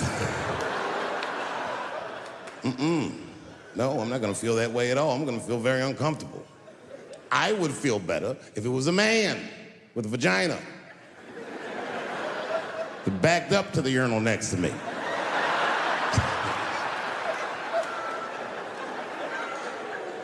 I wouldn't even think about that. I'd just be like, that's funny. This guy is peeing out of his butt for some reason. Oh my God, he must be a veteran. Thank you for your service.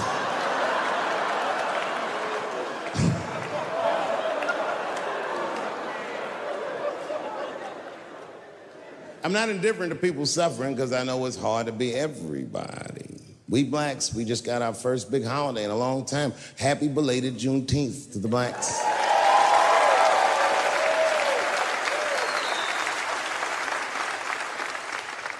Juneteenth is a strange holiday, isn't it? It commemorates when black people in Texarkana area of the country first found out they were free. But remember, they were free when they found out. They just didn't know it yet. Very, very interesting holiday. You know, I learned something. It was a wild story.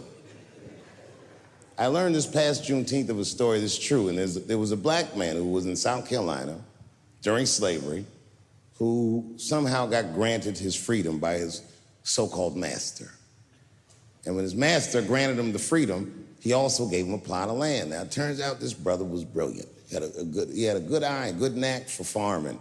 And he farmed this plot of land very successfully and made a lot of money. And this is where the story gets crazy. When he got all that money, this nigga bought some slaves. You ever heard this before? This is a true story. Not only was he a slave owner, he became a slave breeder and employed tactics that were so cruel, even white slave owners were like, yo, my man. He was a wild dude, but he did it just because that's what successful people did at the time, and he just wanted to be down. What a fucking tragedy. How can a person that went through slavery perpetrate the same evil on a person that looks just like him? It's mind-blowing. And, shockingly, they're making a movie about him. Ironically, it's called Space Jews.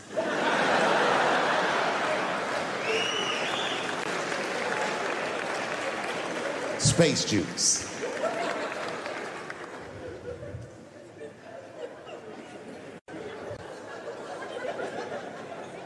The point of that story is this person was invested in a construct.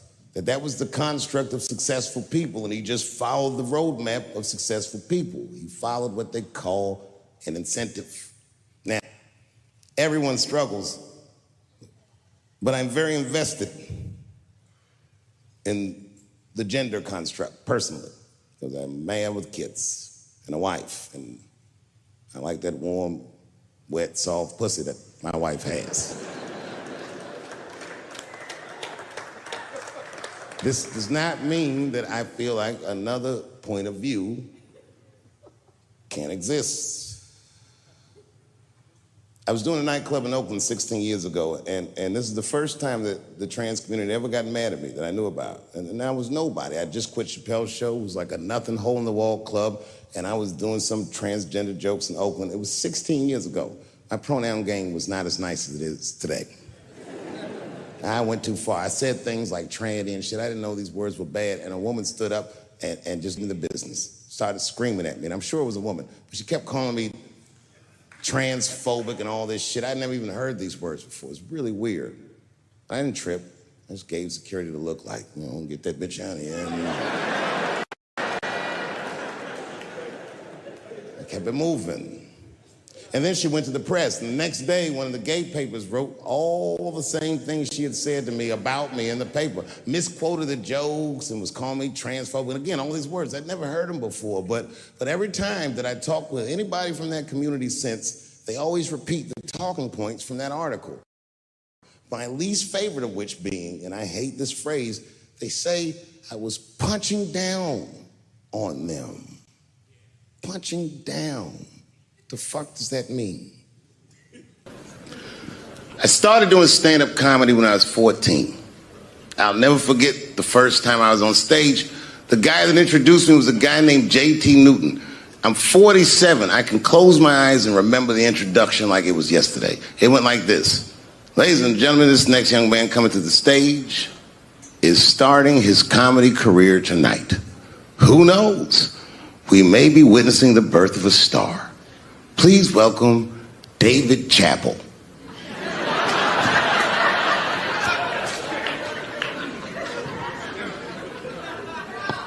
From the first time that I ever held a microphone, I was sure this was it. I knew I was home. I knew I had found my thing. And my God, man, I was a child. I got good. Matter of fact, I was good from the moment I started. And I'm not saying this to be a braggart. I'm telling you the truth. These old niggas was in awe of me. How is this little boy so poised? They used to say. I was. I mean, you know, I got better, but it started out good. About a year into it, when I was 15 years old, I had written a joke during the AIDS epidemic about having a Goodyear condom. Something, I don't even remember the joke. Something about an industrial strength condom by Goodyear. I just remember all the comedians really liked that joke. And there was an older comedian. And he came to me one night after the show, after he saw the joke, and he said, listen, I got an audition at another comedy club, and I was wondering, do you mind if I do that joke? I just want to borrow it. Now, I'm a kid. I don't know any better. I'm like, borrow it? Well, I guess, sure, if it'll help your career.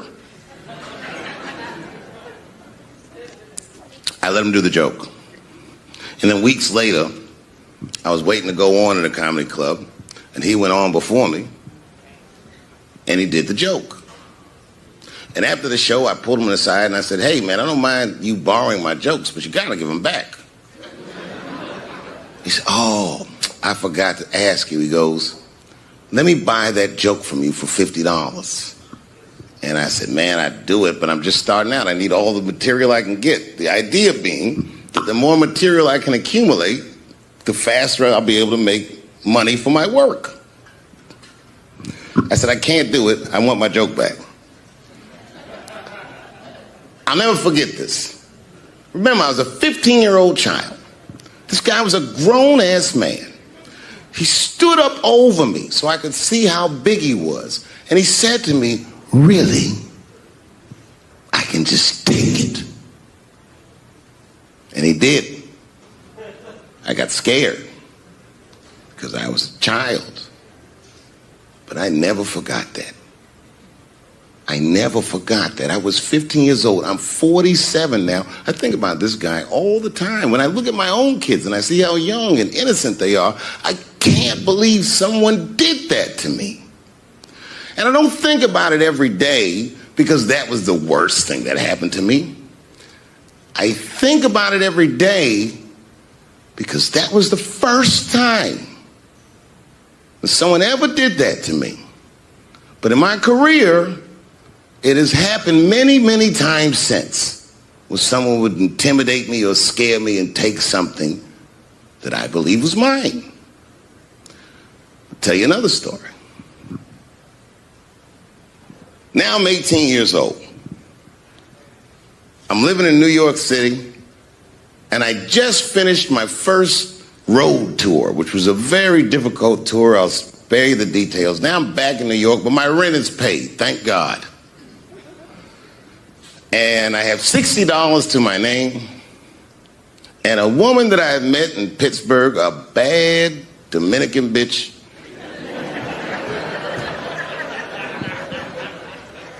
was coming to New York. She was gonna spend the weekend with me.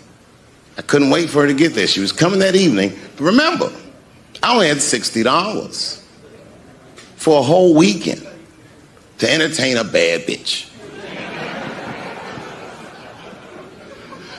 Now I'm walking through Greenwich Village, and I see something I've never seen before. 3-card Monte. You know what that is?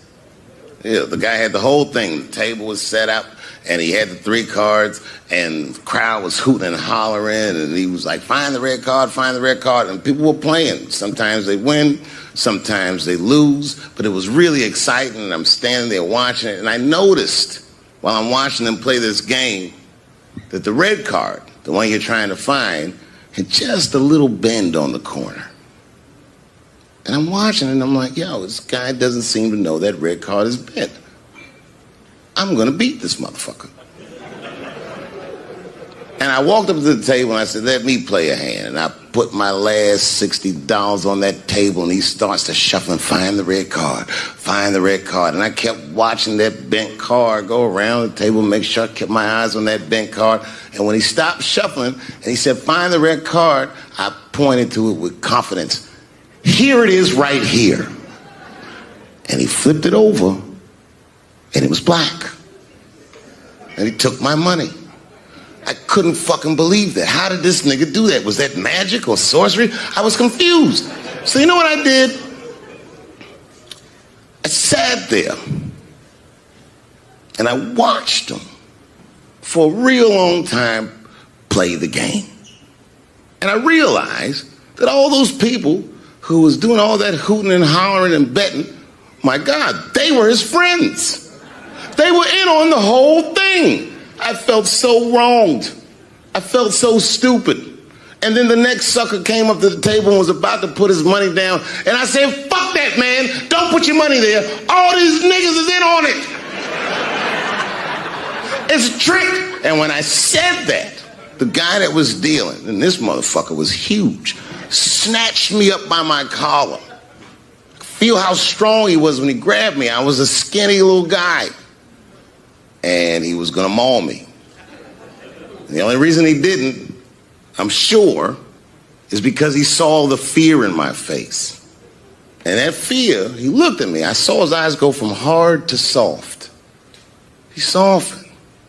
Then he looked at me like the way a father would look at a child.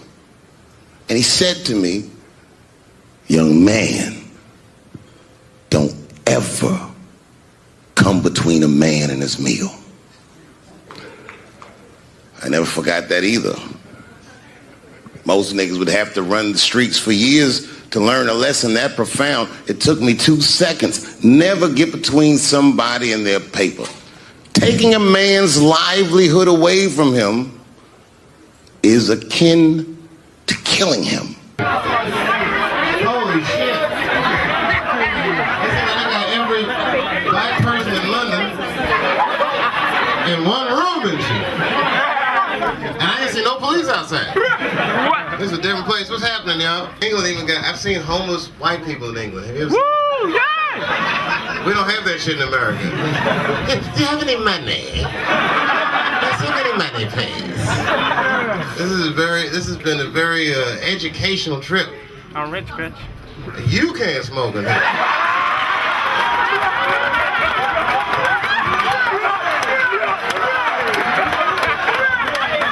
If they deport my ass, it's a free ticket home as far as I'm concerned.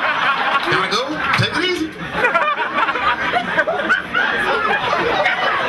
Look how even black people are doing the rules. You can't smoke in here. She probably got a bag full of weed and shit in her purse. Talking about what I can't do. I haven't been over to Brixton yet. Everyone's like, you gotta come over to Brixton. It's like, why would I come all the way from the hood in America to see the hood in England? I'll meet y'all at Corks. Where it's safe and shit. I don't know if the hood here is like the hood in America, but you know, you hear black dudes be like, yeah, I'm from the streets, I'm from the hood. So it's like, I'm sorry to hear that, son. I'm sorry to hear that. You've been through all that trauma and distress and shit. It's scary in the hood. I used to go in the ghetto. Oh, here comes the man, and he's like, look, he's gonna have to put that goddamn cigarette out. It's part of my, sir, it's part of my show.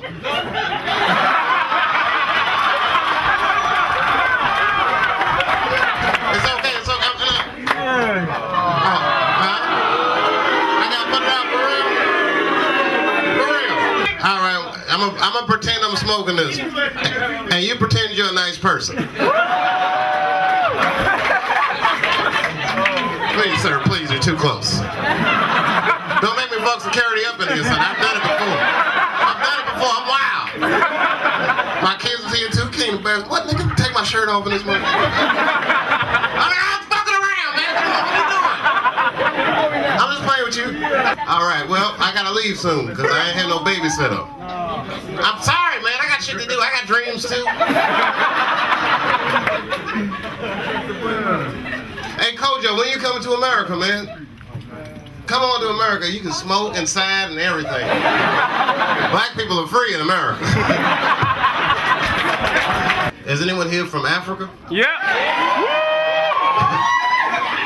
I knew, y'all know I was joking. Everybody in here is from Africa. Nigeria, this motherfucker. Where Muslims at? That's one guy. He's like, brah. I'm with you, Salam alaikum, Eid Mubarak, brother, come on now.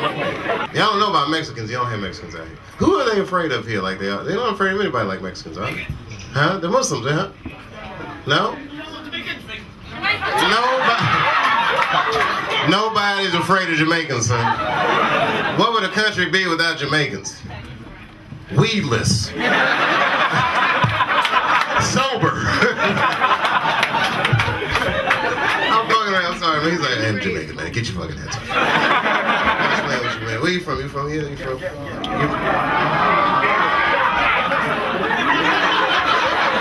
y'all hear that shit or am I tripping? Was there like a rugby match in the back or something? Oh. You from where? Oh, you from Nigeria, man. Man, y'all just happy because you paid the World Bank off and shit. America can't even do that shit. God damn. Y'all done paid off the global loan shark. Anyway, I don't know who else to make fun of. Shit. Oprah, dude, trust me. That's the last thing I want YouTube. Y'all YouTubing the shit out of me too. I gotta keep my poise. Y'all see that guy get tasered at John Kerry's speech on YouTube? That shit was the greatest shit of all time. He was like, "Don't you taser me, man!" Help! He was like, "Help!" And 900 people were like, "No. We're not gonna help you."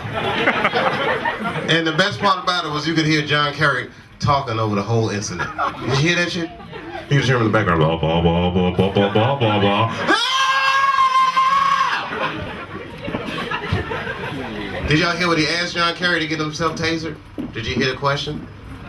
You didn't hear the question? He was like, "Is it not true, Senator Kerry, that you are a member of Skull and Crossbones, a secret society with George Bush?" And Kerry was like, "That's a very good question, and I'm going to answer that question."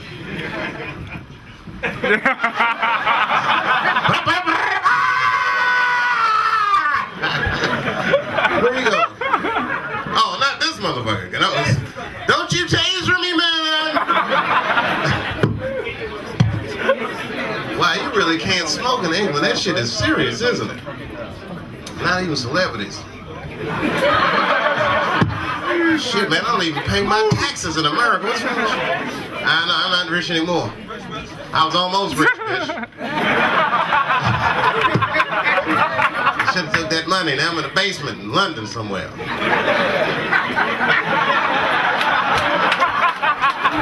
Standing underneath the air conditioner. Not allowed to smoke and shit. That's all right, though. They put me in a place called Corks. Kids, keep it quiet, nigger, you know. Put you at Corks. Well, this has been exciting. The only thing more exciting than getting in here was getting out of this motherfucker. This is gonna be a trick. I gotta get the Arab guy to run defense for me. I'm just fucking. You know I'm fucking with you, man. But y'all know you are the hardest motherfuckers on earth. For real, man. Everyone else be checking for guns. They be like, "They got my gun." But they ain't get these rocks, nigga.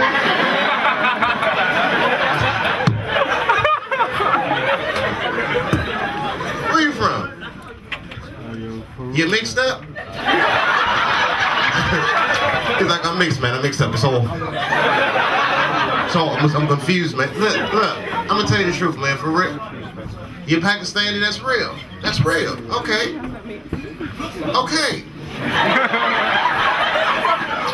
That's the start. What's the rest of it? Pakistani is where everybody gets. There's a scorpion here. This motherfucker is half Braveheart and half Braverheart.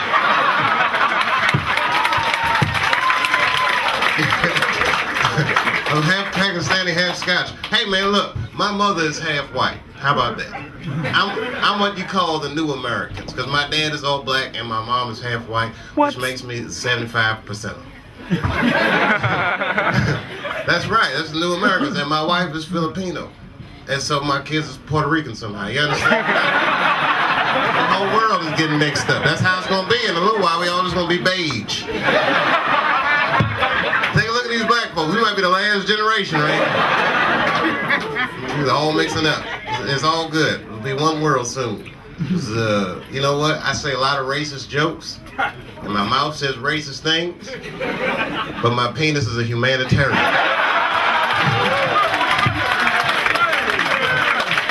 He's got a bigger vision than I do. I'm sorry. He sees the big picture. That's all I can tell you. Man, this is all right, man. We got to do something, man. At Kojo, you do this every week? He's like, yes, I do, David. All right, I'll be back in like 4 years and shit. I didn't know y'all did this every week, man. See, Stan and Chris Tucker was here, it would have been all over, wouldn't it? See, well, he's not. I'm sorry. If Eddie Murphy was here, she'll be off the hook. You know, my wife is here too, so you know, I gotta keep my hands where she can see them and shit.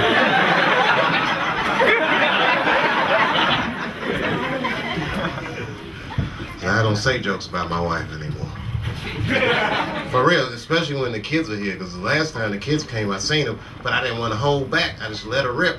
I mean, you know, I didn't want to let the audience down, and it backfired on me, because then after the show, my 6-year-old asked his mom, he's like, Mom, what is pussy? And she had to explain that to her 6-year-old son. She said, son, well, pussy is what keeps his family together. All right, you guys, thank you very much.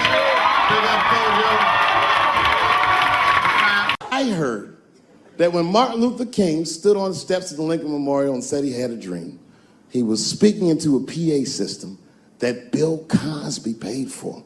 Do you understand what I'm saying? The point is this. He rapes, but he saves. And he saves more than he rapes, but he probably does rape. Thank you very much. Good night. I know it's fucked up, but I tell you the truth. You know, everything's funny. Everything's funny till it happens to you. 3 months, a mere 3 months after that terrible attack that Chris Rock endured, I was on stage at the Hollywood Bowl, and a lunatic jumped out of the crowd and attacked me. Now, I gotta tell you, if it happens to you, you don't even know what the fuck is happening. It was like slow motion. I just looked over. I don't know this nigga. And I just looked and said, oh my God, I'm being attacked. And this motherfucker was ragged. He jumped at me. He was like, ah! I'm old, but I'm fast. I caught this motherfucker's head with my hand and pulled his hoodie over his eyes.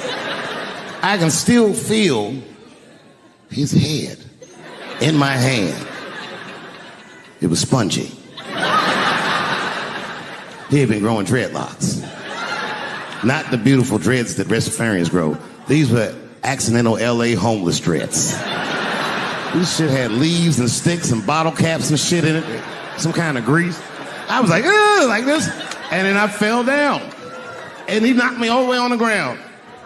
And I was like, man, this is a bad situation. I'm like, I don't know if I'm gonna die or what's gonna happen. But in that moment of vulnerability, you know what occurred to me that had never occurred to me before in my life?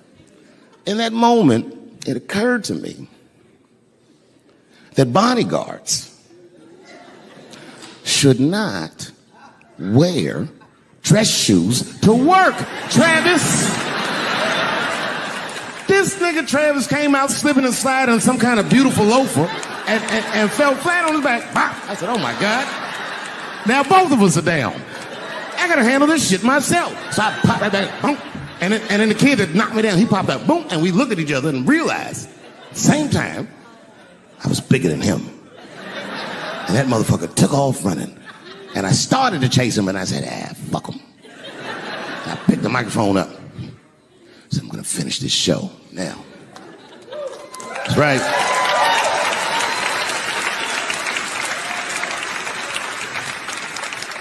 For 3 months, before that, I'd been making fun of Chris Rock. And people would ask me all the time. They'd say, Dave, what would you do if you were Chris Rock and Will Smith slapped you in the face? And to this day, the answer is the same. Well, I don't know what I would have done. I've never been in a situation that extreme. But I do know now what Will Smith would not have done. And that is enjoy the rest of his evening. Man, listen. We gave that kid a good while. We was whooping his ass. Not we, I mean, I was on stage trying to think of a joke to tell, but they was beating this nigga up right behind me. Everybody could see it. Everybody could see it. And I'm sitting up there trying to think of what to say. And I'm tongue-tied. Me, of all people, can't think of anything to say. Look at my karma. Just that moment. Of all the people in the world, Chris Rock walks from backstage, walks up to me in front of 20,000 people, grabs the mic out of my hands and looks at the crowd and goes, "Was that Will Smith?" Man, motherfuckers fell out of their chairs laughing. I was standing there looking stupid.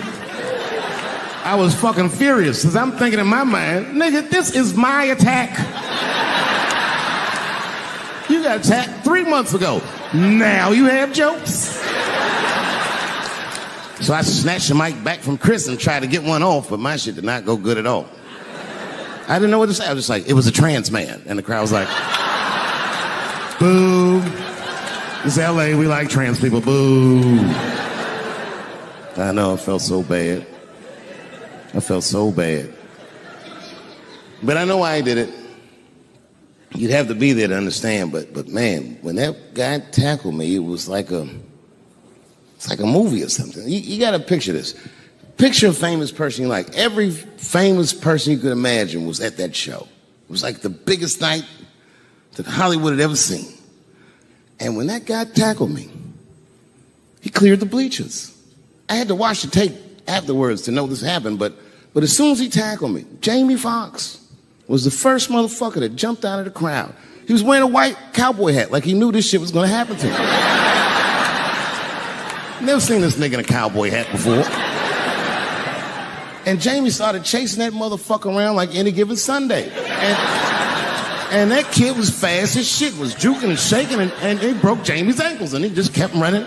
And then Jon Stewart from The Daily Show ran from backstage and jumped at this motherfucker like Super Jew. He was like, ah! And the kid seen Jon coming, so he jumped back, and Jon went flying that way. And this kid was fast, and then he turned around. He sees the emergency exit. He starts running for the emergency exit. Just before he got to the door, motherfucking Puff Daddy from Bad Boy Records jumped in front of the door. That nigga was like,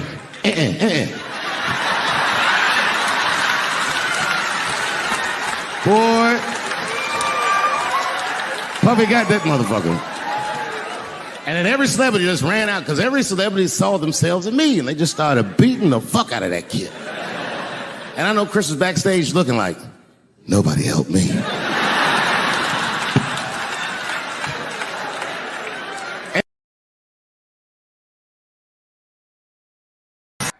It's been said in the press that I was invited to speak to the transgender employees at Netflix, and I refuse. That is not true. If they had invited me, I would have accepted it, although I am confused about what we are speaking about.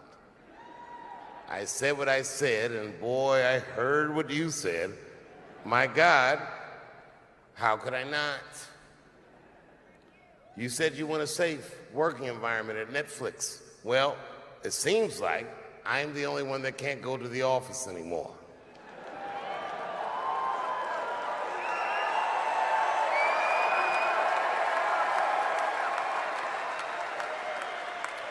I want everyone in this audience to know that even though the media frames this, that it's me versus that community, that is not what it is. Do not blame the LGBTQ community for any of this shit. This has nothing to do with them. It's about corporate interests and what I can say and what I cannot say.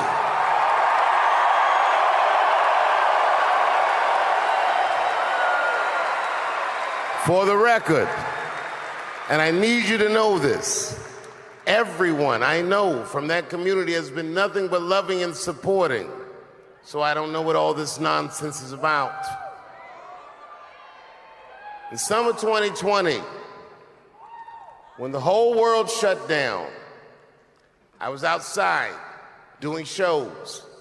My neighbor had a cornfield, and he let me throw shows there, and people came from all over the country. Some people came from around the world to see those shows. The best comedians on earth came to my home and broke bread with me, and we lived our lives. We found a way to keep moving forward. I made a whole documentary about it. The first night of those shows was a piece that some of you might have seen. It was called 846, and it dealt with the murder of George Floyd.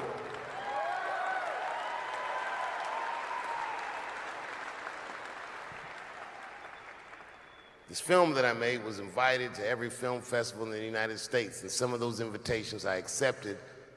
And when this controversy came out about the closer, they began disinviting me from these film festivals. And now, today, not a film company, not a movie studio, not a film festival, nobody will touch this film. Thank God for Ted Sarandos at Netflix. He's the only one that didn't cancel me yet.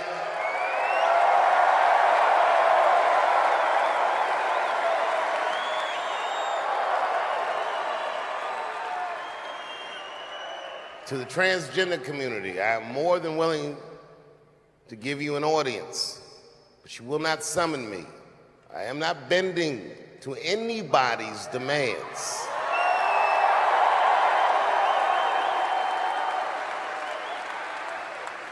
And if you want to meet with me, I'd be more than willing to, but I have some conditions.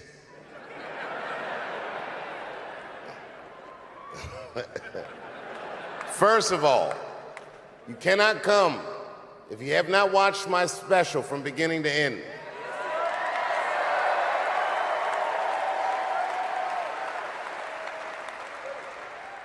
You must come to a place of my choosing and a time of my choosing. And thirdly, you must admit that Hannah Gadsby is not funny.